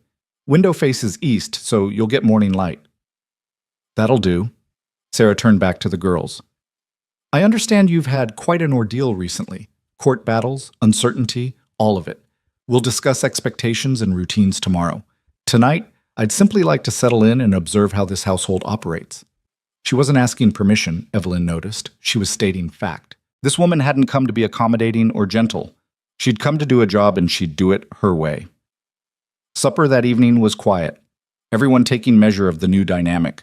Sarah ate with the same efficient economy as Thorne, wasting no motion or food.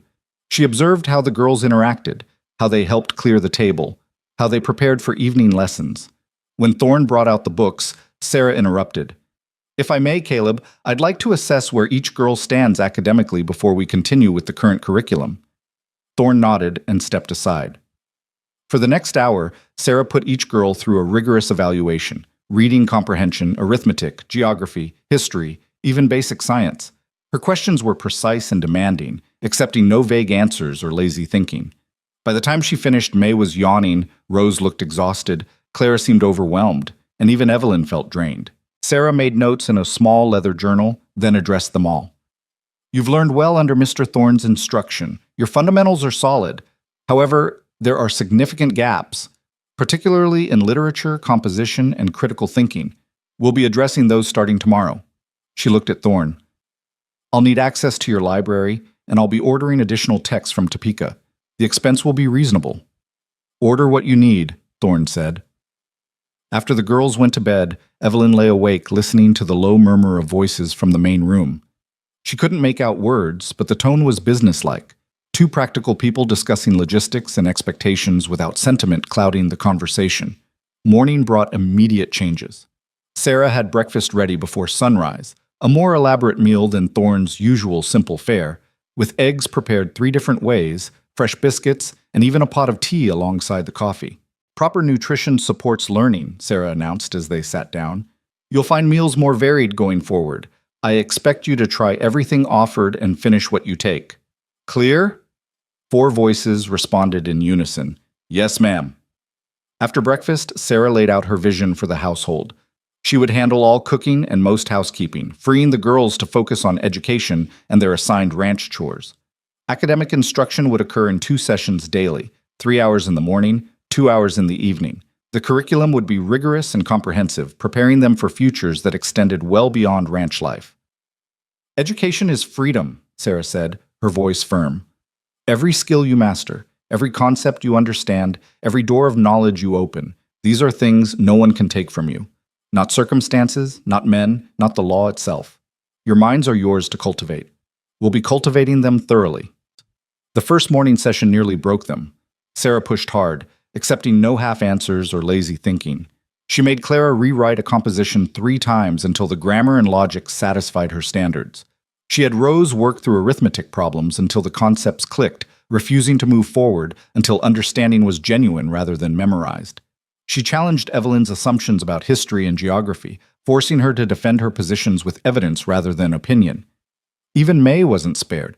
Sarah worked with her on reading using methods that were demanding but effective, breaking down words into component sounds and building them back up until May could sound out increasingly complex text. When the 3 hours ended, the girls stumbled outside for their ranch chores feeling like they'd been through combat. She's mean, Rose muttered, yanking weeds from the garden with more force than necessary. She's thorough, Evelyn corrected, though privately she agreed that Sarah's teaching style was brutal in its precision. Clara collected eggs with shaking hands, exhausted from the mental effort of the morning. Mr. Thorne never pushed this hard. Mr. Thorne was teaching survival skills, May said, surprising them all with her insight. Miss Sarah is teaching thinking skills. They're different. Over the following weeks, they adapted to Sarah's demanding standards. The morning sessions remained grueling, but the girls began to feel their minds expanding in ways they'd never experienced. Sarah introduced them to literature beyond simple readers, actual novels and poetry that made them think about language and meaning. She taught them to write not just correctly, but persuasively, constructing arguments and defending positions. She brought science alive through experiments conducted in the kitchen, demonstrating principles of chemistry and physics through everyday phenomena. The evening sessions focused on practical applications, accounting more advanced than Thorne's basic ledger keeping, legal concepts that would help them navigate contracts and property rights, even basic medicine and first aid. You're frontier women, Sarah told them one evening. That means you need frontier competence, the ability to handle emergencies, manage resources, make decisions under pressure. Pretty manners and embroidery won't keep you alive out here. Knowledge and capability will. But Sarah's influence extended beyond academics. She also brought a woman's perspective to matters Thorne had carefully avoided. One afternoon, she gathered the girls for a frank discussion about their bodies, their futures, and the realities of being female in a world that often didn't value women's autonomy. You'll face men who think they know better than you, Sarah said bluntly. Men who'll try to limit your choices or make decisions on your behalf. The law will often side with them. Society will often reinforce them. Your best defense is competence so undeniable they can't dismiss you, and knowledge so comprehensive you can outthink them at every turn. Clara asked the question they'd all been wondering. Is that what happened to you? Men trying to limit you? Sarah's expression hardened slightly. I was married once. My husband was a good man, but when he died, his family tried to take everything, the house, the land, even my personal belongings. They argued that as a widow without children, I had no claim to property that belonged to the family line. I fought them in court for 3 years. Won, eventually, but only because I'd educated myself in law and property rights. Then I sold everything and came west, where a woman's competence matters more than her marital status. She looked at each girl in turn. Your situation is unusual. You've been given an opportunity most orphan girls never receive. Real education, real skills, real preparation for independent futures. Don't waste it. Master everything I teach you, question everything that doesn't make sense, and prepare yourselves to fight for your own autonomy when the time comes. The lessons took on new urgency after that. The girls attacked their studies with renewed determination, understanding that Sarah wasn't just teaching them to read and calculate. She was arming them for battles they'd inevitably face. Summer arrived in full force, bringing long days of scorching heat and afternoon thunderstorms that turned the prairie green and wild. The ranch work intensified. Cattle needed moving to better pasture, fences needed constant repair. The garden demanded daily attention to keep producing through the heat. Thorne hired 2 temporary hands for the heavy summer work, a father and son team named Patrick and James McDougall, who'd come west from Illinois seeking ranch experience.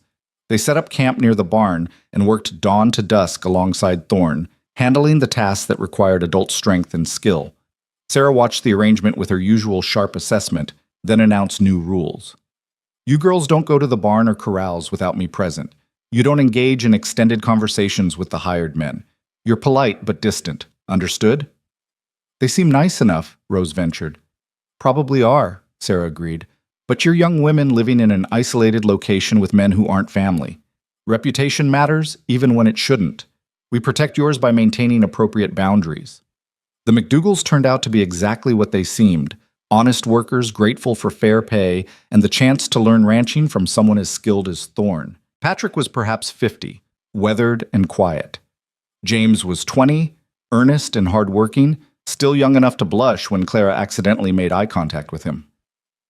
One evening after supper, Patrick approached Thorne with a request. My boy's got no education to speak of. Farm work from the time he could walk. Would it be possible for him to sit in on the evening lessons? He can read some, but writing and numbers are beyond him. Thorne looked at Sarah, deferring to her judgment. She considered for a moment, then nodded. He can attend if he's serious. I don't tolerate laziness or half effort. James proved serious indeed. He sat at the table each evening, his large frame folded awkwardly into the chair, and worked through lessons with the same determination he brought to ranch work. He struggled initially, his education gaps enormous, but he persevered. Clara began helping him during free moments, patiently explaining concepts until they clicked. Evelyn noticed the way James looked at Clara with gratitude and growing admiration, and the way Clara blushed under his attention. Sarah noticed too, and one afternoon she pulled Clara aside for a private conversation. That young man is developing feelings for you, Sarah said without preamble. Are you aware of this? Clara's face flamed red. I'm just helping him learn. Perhaps, but he sees more in your attention than academic assistance. You're 15, old enough that such attachments become complicated. I won't forbid the friendship, but I want you to understand the implications. If his feelings deepen and yours don't, you'll need to establish boundaries clearly. If yours deepen as well, you'll need to move very carefully. You're under Caleb's guardianship until you're 18. Any romantic attachment before then requires his approval, and he takes his responsibilities seriously. I'm not thinking about romance, Clara protested. I'm just being kind. Kindness is good, but clarity is better. Think about what you want, and be honest with yourself and with him. The conversation clearly rattled Clara, and for several days she was awkward around James, overcompensating with excessive formality. He noticed and withdrew slightly, hurt evident in his expression. Finally, Clara found the courage to speak with him directly. Evelyn happened to be in the barn storing tools when she overheard them talking in the next stall. I'm sorry I've been strange, Clara said quietly. Miss Sarah talked to me about being careful with your feelings. I didn't want to hurt you. James was quiet for a moment. Your teacher's right to be concerned. I do have feelings for you. You're kind and smart, and you make learning feel possible instead of shameful. But I'm just a ranch hand with no education and no prospects. I've got no business thinking about a girl like you. That's not true, Clara said fiercely. You're hardworking and honest, and you're learning so fast. You're exactly the kind of person with prospects. Maybe someday, but not now. And not for 3 more years if your guardian's got say in it. Then we wait 3 years, Clara said simply. We stay friends, we both keep learning and growing, and when I'm 18, we see where we stand. Evelyn heard the smile in James's voice when he responded. That's a long time to wait. Good things usually are. Evelyn slipped away before they noticed her presence. her heart full of complicated emotions. Clara was growing up, thinking about futures that extended beyond the ranch and beyond childhood. They all were, really. Rose had started asking Sarah about teaching as a profession. May talked constantly about animals and healing, fascinated by every aspect of veterinary work. And Evelyn herself had been studying law and property rights with an intensity that surprised her, driven by Sarah's stories of fighting for autonomy through knowledge. That evening, Evelyn approached Thorne while he was reviewing accounts at his desk. "Can I ask you something?" He looked up, setting down his pen. "Go ahead." "When we turn 18, when we're of age, what happens then? Do we leave? Stay? How does it work?" Thorne leaned back in his chair, considering the question carefully. "That depends entirely on what you want. This place can be home as long as you need it to be. If you want to stay and work the ranch, there's work enough for all of you. If you want to leave and pursue other paths, I'll help you get established however I can. The guardianship gives me legal authority until you're 18, but it doesn't give me moral authority to dictate your futures beyond that." What if we want to do both? Stay connected to the ranch, but also do other things? Then we figure it out. Maybe you come and go as work and learning require. Maybe you establish yourself elsewhere, but visit regularly. Maybe you bring your own families back here eventually. He paused. The point isn't to keep you or lose you. The point is to prepare you to make real choices about real futures. When you turn 18, you should have options. What you choose from those options is up to you. Does that apply to all of us? Even if one of us wanted to marry? Thorne's eyes narrowed slightly. This about Clara and the McDougal boy? Evelyn shouldn't have been surprised he'd noticed. Maybe. He's a good kid, hardworking, honest, respectful. If Clara wants to pursue that direction when she's of age, I won't stand in her way. But she finishes her education first, and they both wait until they're ready, really ready, not just romantically infatuated. He picked up his pen again. 3 years is a long time. People change. Feelings change. They might grow together or grow apart. Either way, Clara needs to be educated and capable enough to stand on her own before she ties her future to anyone else's. It was the longest personal conversation Evelyn had ever had with Thorne, and it revealed something she'd begun to suspect. Beneath the emotional distance and rigid rules, he genuinely cared about their futures. Not in a sentimental way, but in a practical, determined way that might actually matter more. Fall arrived with its usual dramatic suddenness, temperatures dropping overnight, and the prairie grass turning gold. Harvest time meant long days of preserving food for winter, canning vegetables from the garden, smoking meat, drying herbs, storing root crops in the cellar. Sarah taught the girls preservation techniques with the same rigorous standards she applied to academics. Everything had to be done precisely. Improper canning could lead to spoiled food, or worse, deadly contamination. The girls learned to test seals, monitor temperatures, identify signs of spoilage.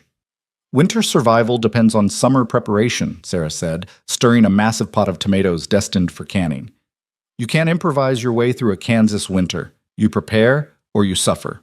The McDougals finished their seasonal contract in late September. Patrick moved on to another ranch, but James asked Thorne if he could stay on through winter in exchange for room, board, and continued evening lessons. Thorne considered it, then looked at Clara. "What do you think?" Clara blushed but met his eyes.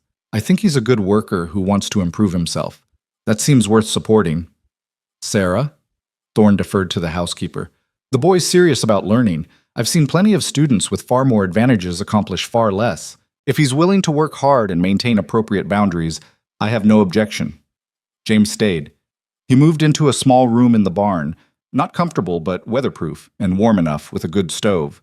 He worked alongside Thorne during the day and studied with fierce determination in the evenings, his writing improving, his arithmetic becoming solid, his understanding of the world expanding beyond the narrow confines of farm labor.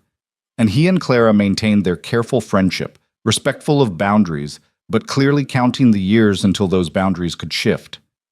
Winter came hard that year, with blizzards that buried the ranch under 3 feet of snow and temperatures that dropped so low the pump froze solid. The household contracted into itself, 5 people plus James, isolated by weather and distance, dependent on each other for survival and sanity. Sarah's preparations proved essential. The cellar stayed stocked with preserved food. The firewood Thorne and James had spent all fall cutting and splitting kept them warm. The animals survived in the barn, protected from the worst of the cold. The long winter evenings became something Evelyn would remember for the rest of her life. They'd gather around the fire after supper, Thorn mending tack, Sarah knitting, James studying, the girls reading or practicing their letters.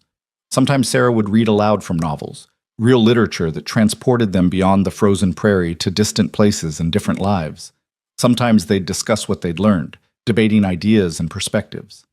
One particularly brutal night, when the wind howled like a living thing and snow piled against the windows, Sarah set aside her knitting and looked around the firelit room. "Do you know what you are?" she asked the girls. "What you're becoming?"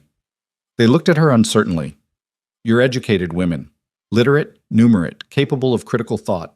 In some parts of this country, that would be unremarkable. But out here, for orphan girls who were sold at auction less than a year ago, you're extraordinary. You're building futures that were supposed to be impossible." "We had help," Evelyn said quietly. "You had opportunity," Sarah corrected. "What you've done with that opportunity is your own achievement. Caleb gave you a chance. I've given you instruction. But you've done the work. You've pushed through difficulty, mastered challenging material, refused to accept limitations. That's not help. That's character." Thorne spoke up from his corner, surprising everyone. "When spring comes and the circuit judge makes his rounds, I'm filing formal adoption papers. If you're willing." The room went absolutely silent. Even the wind seemed to pause. "Adoption?" Evelyn whispered. "Guardianship ends when you turn 18, Thorne explained, his voice characteristically blunt. "Adoption is permanent. Legal family, not just legal responsibility. It means you'd have claim to the ranch if something happened to me. It means your children would be my grandchildren in the eyes of the law. It means we stop pretending this is temporary and acknowledge what it's become." He looked uncomfortable with the emotion in the room, but he pressed forward. "I'm not trying to replace your parents. Can't do that and wouldn't try. But you've been my daughters in everything but name for months now. Might as well make it official." May burst into tears and launched herself at Thorne, wrapping her small arms around his neck. He caught her awkwardly, his expression somewhere between panic and tenderness. One by one, the other girls joined her, until Thorne was surrounded by crying, laughing daughters who'd been strangers less than a year ago. Sarah watched with satisfaction, her knitting clicking steadily. "Well, that's settled then." The winter passed in a blur of lessons and chores and slow, steady growth. When spring finally broke, the snow melting, the prairie turning green, the world opening up again, the girls had changed in ways that went far beyond education. They'd become a family, not through blood or legal transaction, but through the daily work of showing up for each other, pushing each other to grow, creating something that mattered despite all the reasons it shouldn't have been possible. The circuit judge came through Cedar Bluff in April. Thorne loaded the girls into the wagon and drove to town, where they stood before the same Judge Brennan who'd ruled on their guardianship case. Brennan reviewed the adoption papers, questioned each girl to ensure they understood and consented, then signed the documents with a flourish. "From this day forward," he said formally, "you are Evelyn, Clara, Rose, and May Thorne, legal daughters of Caleb Thorne with all rights and responsibilities that entails." He looked at Thorne. "Take care of them, Caleb." "Already am," Thorne said simply. On the ride home, the newly renamed Thorne sisters chattered excitedly about what the adoption meant, what it changed, what it made possible. Evelyn sat quietly, watching the prairie roll past, thinking about the journey that had brought them here. They'd been sold like cattle less than a year ago. Now they were educated, capable young women with legal standing and real futures. They had a father who'd fought for them in court and a teacher who'd armed them with knowledge. They had a home that was truly theirs, protected by law and built through shared effort.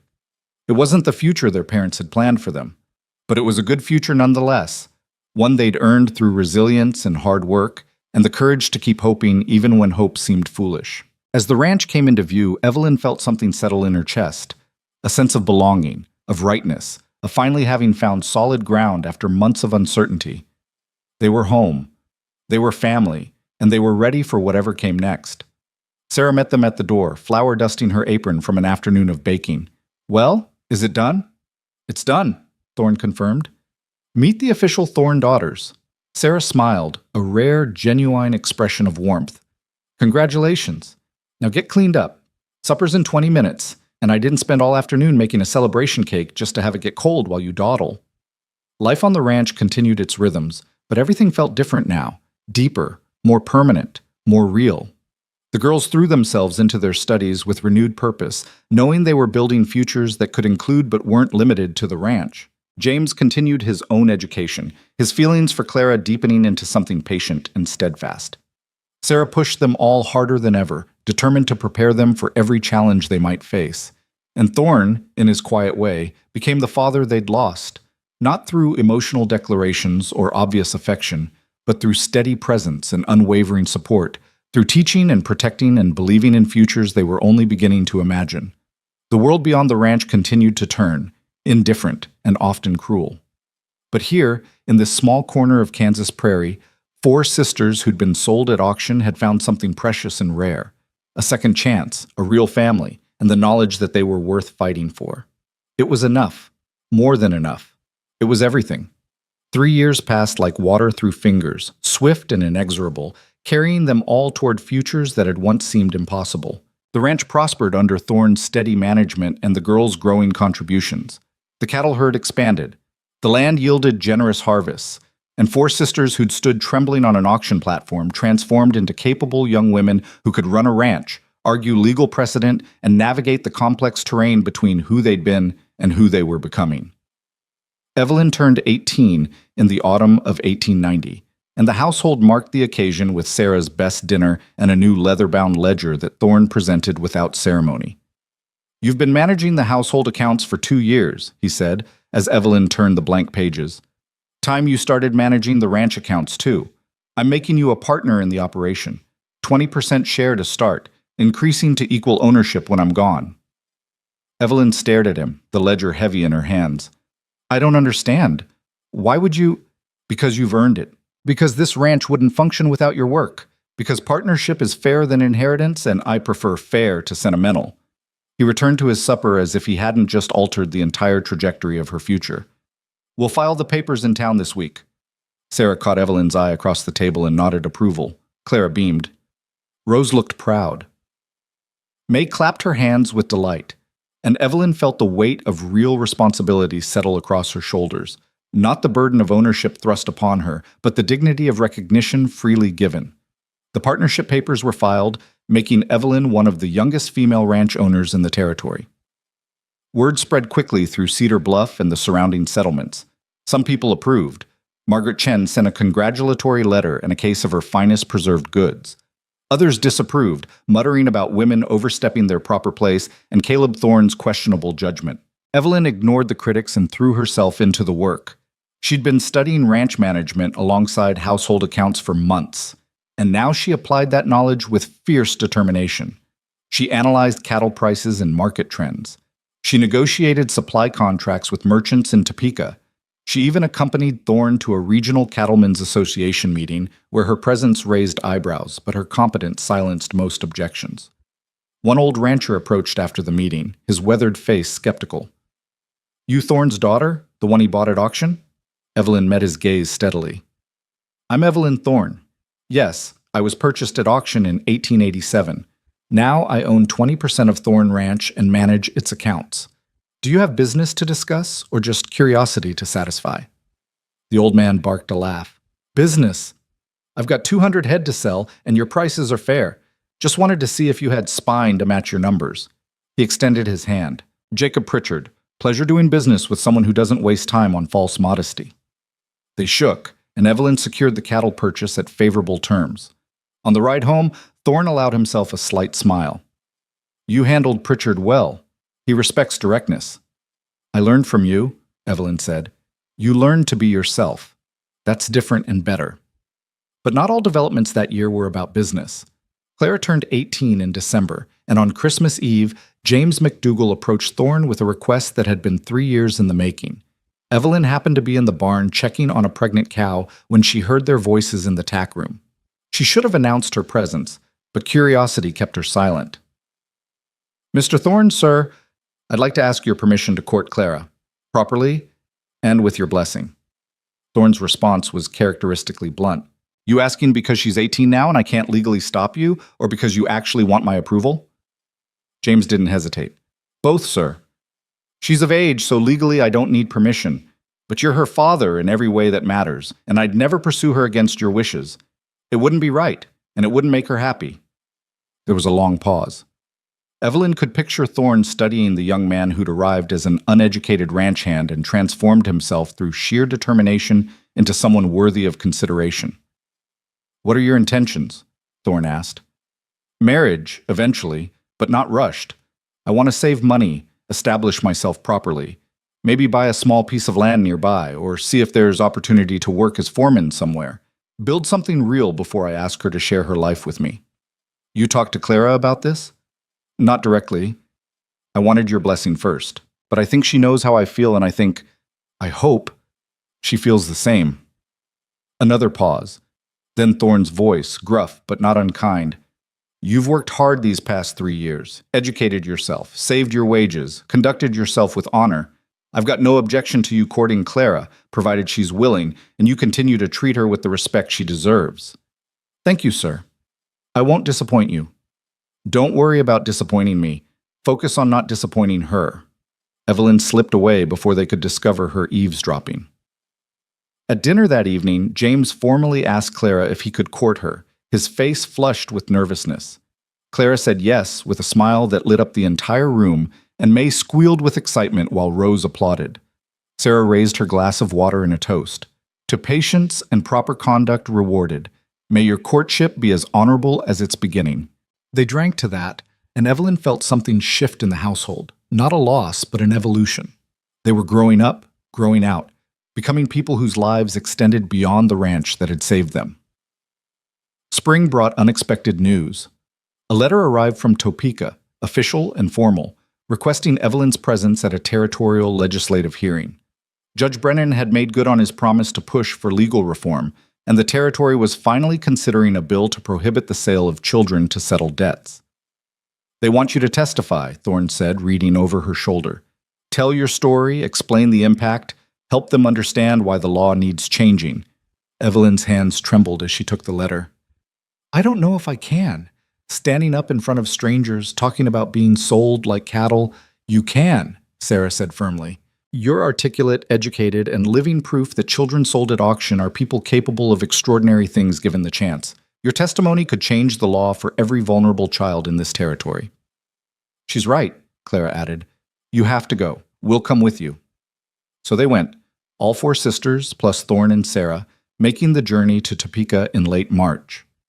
The legislative chamber was imposing, filled with suited men and the weight of governmental authority.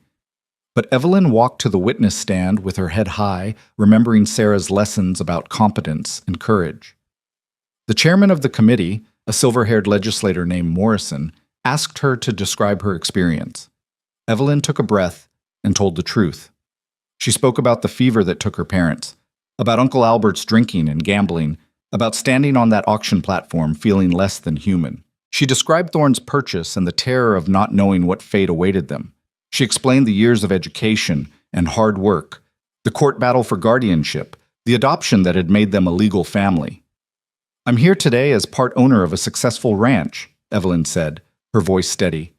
"I manage accounts, negotiate contracts, make business decisions that affect livelihoods and futures. 3 years ago, I was property. The law said I could be bought and sold to settle someone else's debts.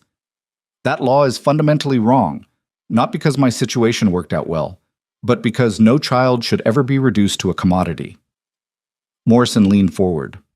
"Miss Thorne, some argue that allowing such sales provides options for destitute families, that prohibiting them might leave children in worse situations. With respect, sir, that argument assumes the transaction serves the child's interests. It doesn't.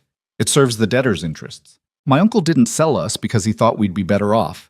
He sold us because he needed money for gambling debts." Evelyn's voice sharpened. "If the goal is protecting vulnerable children, there are better mechanisms: orphanages, foster systems, monitored placements. Auction blocks aren't child welfare. They're exploitation with legal sanction." Another legislator spoke up. "But your situation turned out well. Doesn't that suggest the system can work?" "My situation turned out well because of Caleb Thorne's character, not because of the system. I was extraordinarily lucky, but law shouldn't depend on children being lucky. It should protect them whether they're lucky or not." She paused, gathering her thoughts. The day I was sold, there were other children on that platform too. Younger ones, bought by men whose intentions I can only hope were honorable. I don't know what happened to them. I don't know if they were lucky. But I know they deserved better than being sold like livestock, and so does every child who might face that platform in the future. The testimony lasted 2 hours, with legislators asking questions that ranged from genuinely curious to actively hostile. Evelyn answered them all with the same careful honesty, refusing to be rattled or defensive. When it finally ended, Morrison thanked her for her time and courage. In the gallery, her sisters stood and applauded. Thorne nodded approval. Sarah's expression showed fierce pride. The bill passed 3 weeks later, prohibiting the sale of children to settle debts throughout the Kansas territory. Judge Brennan sent a personal letter to Evelyn, acknowledging that her testimony had been pivotal in swaying uncertain legislators. "You changed the law," the judge wrote. "No child in this territory will ever stand on an auction block again because you had the courage to tell your truth. That's legacy worth having." Evelyn kept the letter in her desk drawer, taking it out on difficult days to remind herself that suffering could be transformed into purpose, that the worst experiences could become the foundation for meaningful change. Summer arrived with its usual heat and intensity, bringing decisions that would shape all their futures. Rose announced her intention to attend the new territorial normal school in Emporia, training to become a teacher. She'd been accepted on full scholarship based on Sarah's recommendation and her own exceptional academic record. "I want to teach girls like us," Rose explained at dinner. "Girls who've been told they're not smart enough or capable enough. I want to show them they're wrong."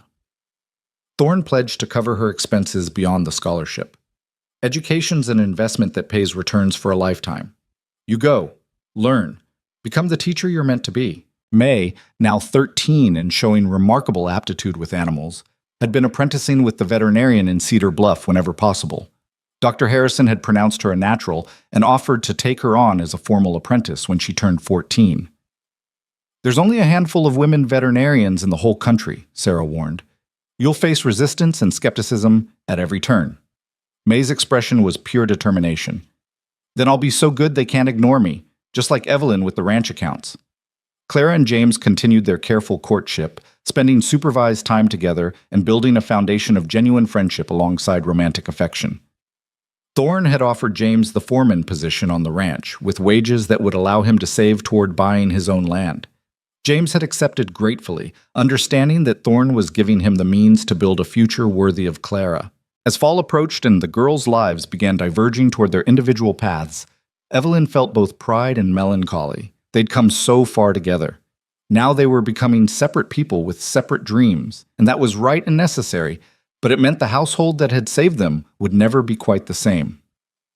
One evening in September, with harvest complete and winter preparations underway, the whole family gathered for supper.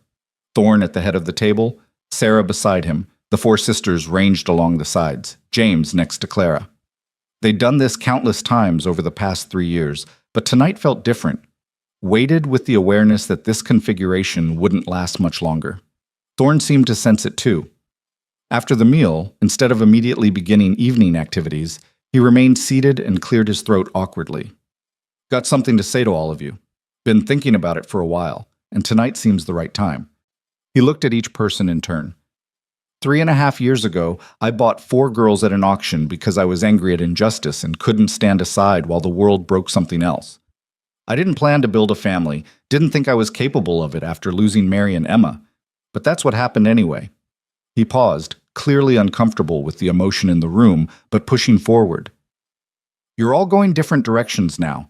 Rose to teaching school, May to veterinary work, Clara toward marriage and her own household eventually, Evelyn to bigger things than this ranch can contain. That's exactly right. That's what I wanted, to prepare you for real choices, real futures. But I want you to understand something.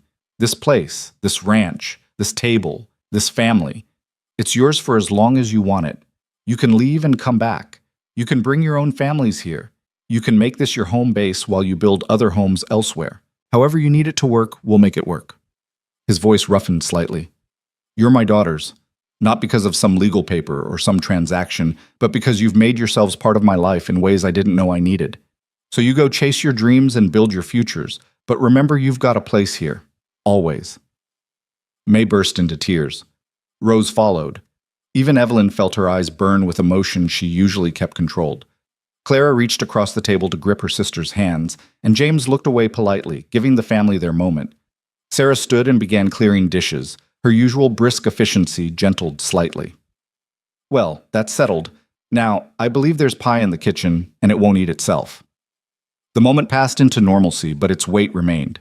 They were family, chosen and built, not given or inherited, and all the more precious for having been constructed through deliberate effort rather than biological accident. October brought the territorial fair to Topeka, and the entire household made the trip.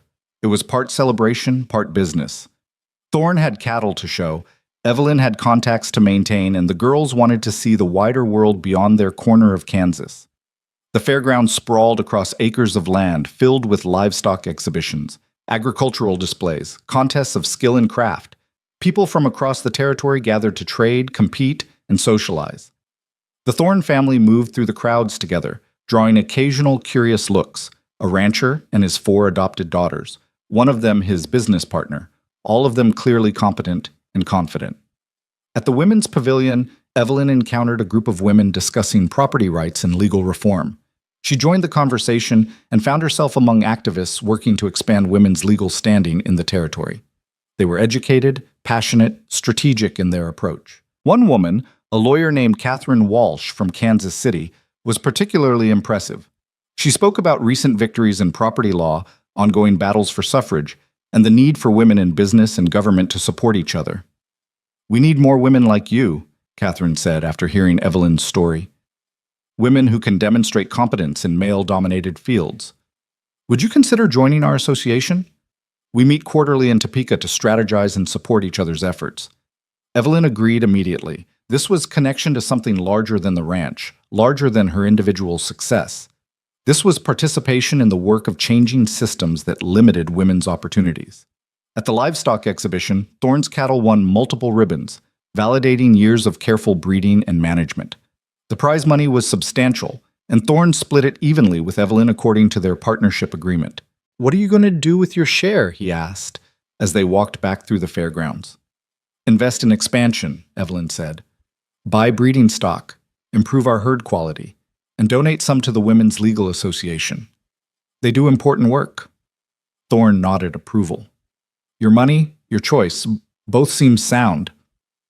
That evening, they attended a dance held in one of the large exhibition halls. It was the first real social event the girls had attended as adults, and Evelyn watched her sisters come alive in ways the ranch didn't allow. Clara danced with James, their movements careful and proper, but their happiness evident.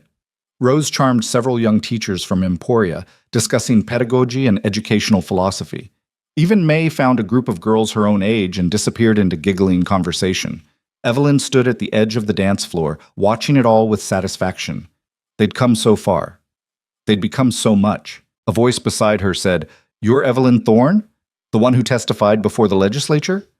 She turned to find a young journalist, notebook in hand, looking at her with professional interest. "I am. Why?" "I'm writing a series about women changing the territory. Your story seems relevant. Would you be willing to be interviewed?" Evelyn considered, then agreed. The interview took place the next morning over coffee, and the journalist, a sharp young woman named Rebecca Foster, asked insightful questions about the auction, the court case, the legislative testimony, and Evelyn's current work as a ranch partner. "What do you want people to understand about your experience?" Rebecca asked. Evelyn thought carefully. "That circumstances don't have to define futures. I was sold at auction, but I'm not a victim. I'm a businesswoman, an advocate for legal reform, a daughter and sister in a family that chose each other. The worst day of my life became the beginning of something I couldn't have imagined." She paused. "And I want people to understand that the law matters. It can protect or it can harm, but it's not neutral. When the law allows children to be sold, it harms them. Changing that law protects children who haven't even been born yet. That's power worth wielding." The article ran in newspapers across the territory 2 weeks later, accompanied by a photograph of Evelyn standing in front of the ranch house. The headline read, "From Auction Block to Business Partner, How One Woman Changed Kansas Law." Response was immediate and divided. Some people sent letters of support and admiration. Others sent criticism and condemnation, claiming Evelyn was overstepping her place or exploiting her situation for attention. Margaret Chen forwarded the supportive letters to the ranch. Sarah threw the critical ones directly into the fire. Never waste energy on people who criticize you for refusing to stay small, Sarah said. Their discomfort is their problem, not yours. Winter came early that year, with the first snow falling in November. Rose left for normal school in Emporia, tears streaming down her face as she hugged each family member goodbye. May started her formal apprenticeship with Dr. Harrison, coming home each evening with stories about animals she'd helped treat. Clara and James continued building their relationship with patient intentionality, discussing futures they were slowly planning together. And Evelyn threw herself into ranch work and advocacy, dividing her time between managing the cattle operation and attending women's association meetings in Topeka. She was building something larger than herself, a network of capable women supporting each other, pushing boundaries, expanding what was possible for the next generation. Christmas that year was bittersweet. Rose came home from school full of stories about teaching methods and classroom management. May had saved a lamb's life through careful nursing and Dr. Harrison's guidance. Clara and James announced their engagement, planning a wedding for the following summer after James had saved enough to buy 20 acres adjacent to Thorn land. Thorn gave Clara a plot of that land as a wedding gift, ensuring she and James would always be nearby. "Family stays close," he said gruffly. "This way you build your own household, but we're still neighbors." As the year turned toward 1891, Evelyn found herself reflecting on the journey that had brought them all here. 4 years ago, she'd stood on an auction platform believing her life was over. Now she was a ranch partner, a legal reform advocate, a woman with agency and purpose and the ability to shape her own future. Her sisters were thriving, Rose training to teach, May learning veterinary medicine, Clara building a marriage based on mutual respect and shared values. They'd all transformed themselves from victims of circumstance into architects of their own lives. And Caleb Thorne, the man who'd bought them in a moment of righteous anger, had become the father who'd given them the tools to build futures he'd never try to control. One spring morning, Evelyn found Thorne standing by the corral, watching the sunrise paint the prairie gold and green. She joined him in comfortable silence, and after a while he spoke. "Judge Brennan wrote me, says the law we helped change is being considered by other territories. Colorado's looking at it, Montana too. What you started might spread beyond Kansas." "We started it together," Evelyn corrected. "You bought us instead of letting us be separated. Judge Brennan ruled in our favor. I just told our truth." "You did more than tell truth. You changed minds, changed law, changed futures for children you'll never meet." He paused. "I'm proud of you, of all of you. Proud of what you've become, and what you'll become next." It was perhaps the most emotionally direct thing he'd ever said to her. Evelyn felt tears prick her eyes. "We couldn't have become any of it without you. Without you seeing us as people worth saving instead of property worth owning." Thorne shook his head. "I just gave you opportunity. You did the hard work of becoming yourselves." They stood together watching the sunrise, and Evelyn thought about all the sunrises they'd seen from this spot over the past 4 years. All the mornings of work and learning, all the evenings of struggle and growth, all the days of slowly building something that mattered. Clara married James in July of 1891, with the whole family gathered and half of Cedar Bluff in attendance. She was 19, educated, and capable, entering marriage as an equal partner rather than a dependent. Sarah had insisted on it, making sure Clara understood her legal rights and economic value. Rose finished her first year of teaching with exceptional reviews and an offer to teach in a larger school in Lawrence. May turned 15 and could diagnose common livestock ailments with impressive accuracy. And Evelyn took on full management of the ranch operation when Thorne's health began to decline. Nothing dramatic, just the gradual slowing that comes with age and hard years. 5 years after the auction, the Thorne family gathered for Thanksgiving dinner. Clara and James brought their 6-month-old son, named Caleb after his grandfather, who held the baby with awkward tenderness and refused to let anyone see how moved he was. Rose brought her fiancé, a fellow teacher she'd met in Lawrence. May brought Dr. Harrison, who'd become like an uncle to her. Sarah presided over the meal with her usual capable efficiency, and Evelyn looked around the table at this family they'd built. This impossible, wonderful family, constructed from tragedy and determination and the daily choice to show up for each other, and felt overwhelming gratitude. They'd been sold at auction, they'd been told they were property, that their lives had no value beyond what someone would pay for them. The world had tried to break them, and the law had sanctioned that breaking. But they'd survived. More than survived, they'd thrived. They'd changed laws and built businesses and created families. They'd proven that the worst circumstances could become the foundation for extraordinary futures. And somewhere in Kansas, in territories beyond, in places they'd never see, children were being protected by laws that existed because four sisters had refused to let their trauma be meaningless. That was legacy. That was purpose. That was proof that redemption wasn't just possible but achievable through courage and work, and the belief that people were worth fighting for. The Thorne family, chosen, built, and cherished, raised their glasses in a toast to futures they were still creating, to the family they'd become, and to the truth that love and belonging weren't about blood or law or transaction, but about the daily work of choosing each other again and again, despite everything the world threw in their path. Outside, the Kansas prairie stretched away into the distance, endless and wild and full of possibility. And inside, around a table laden with food and surrounded by love, four sisters who'd once been sold like cattle celebrated the lives they'd built and the futures they were still becoming. They'd been bought at auction, but they'd freed themselves through education, courage, and the unwavering belief that they deserved better than the world initially offered. And in the end, that belief had been enough to change everything.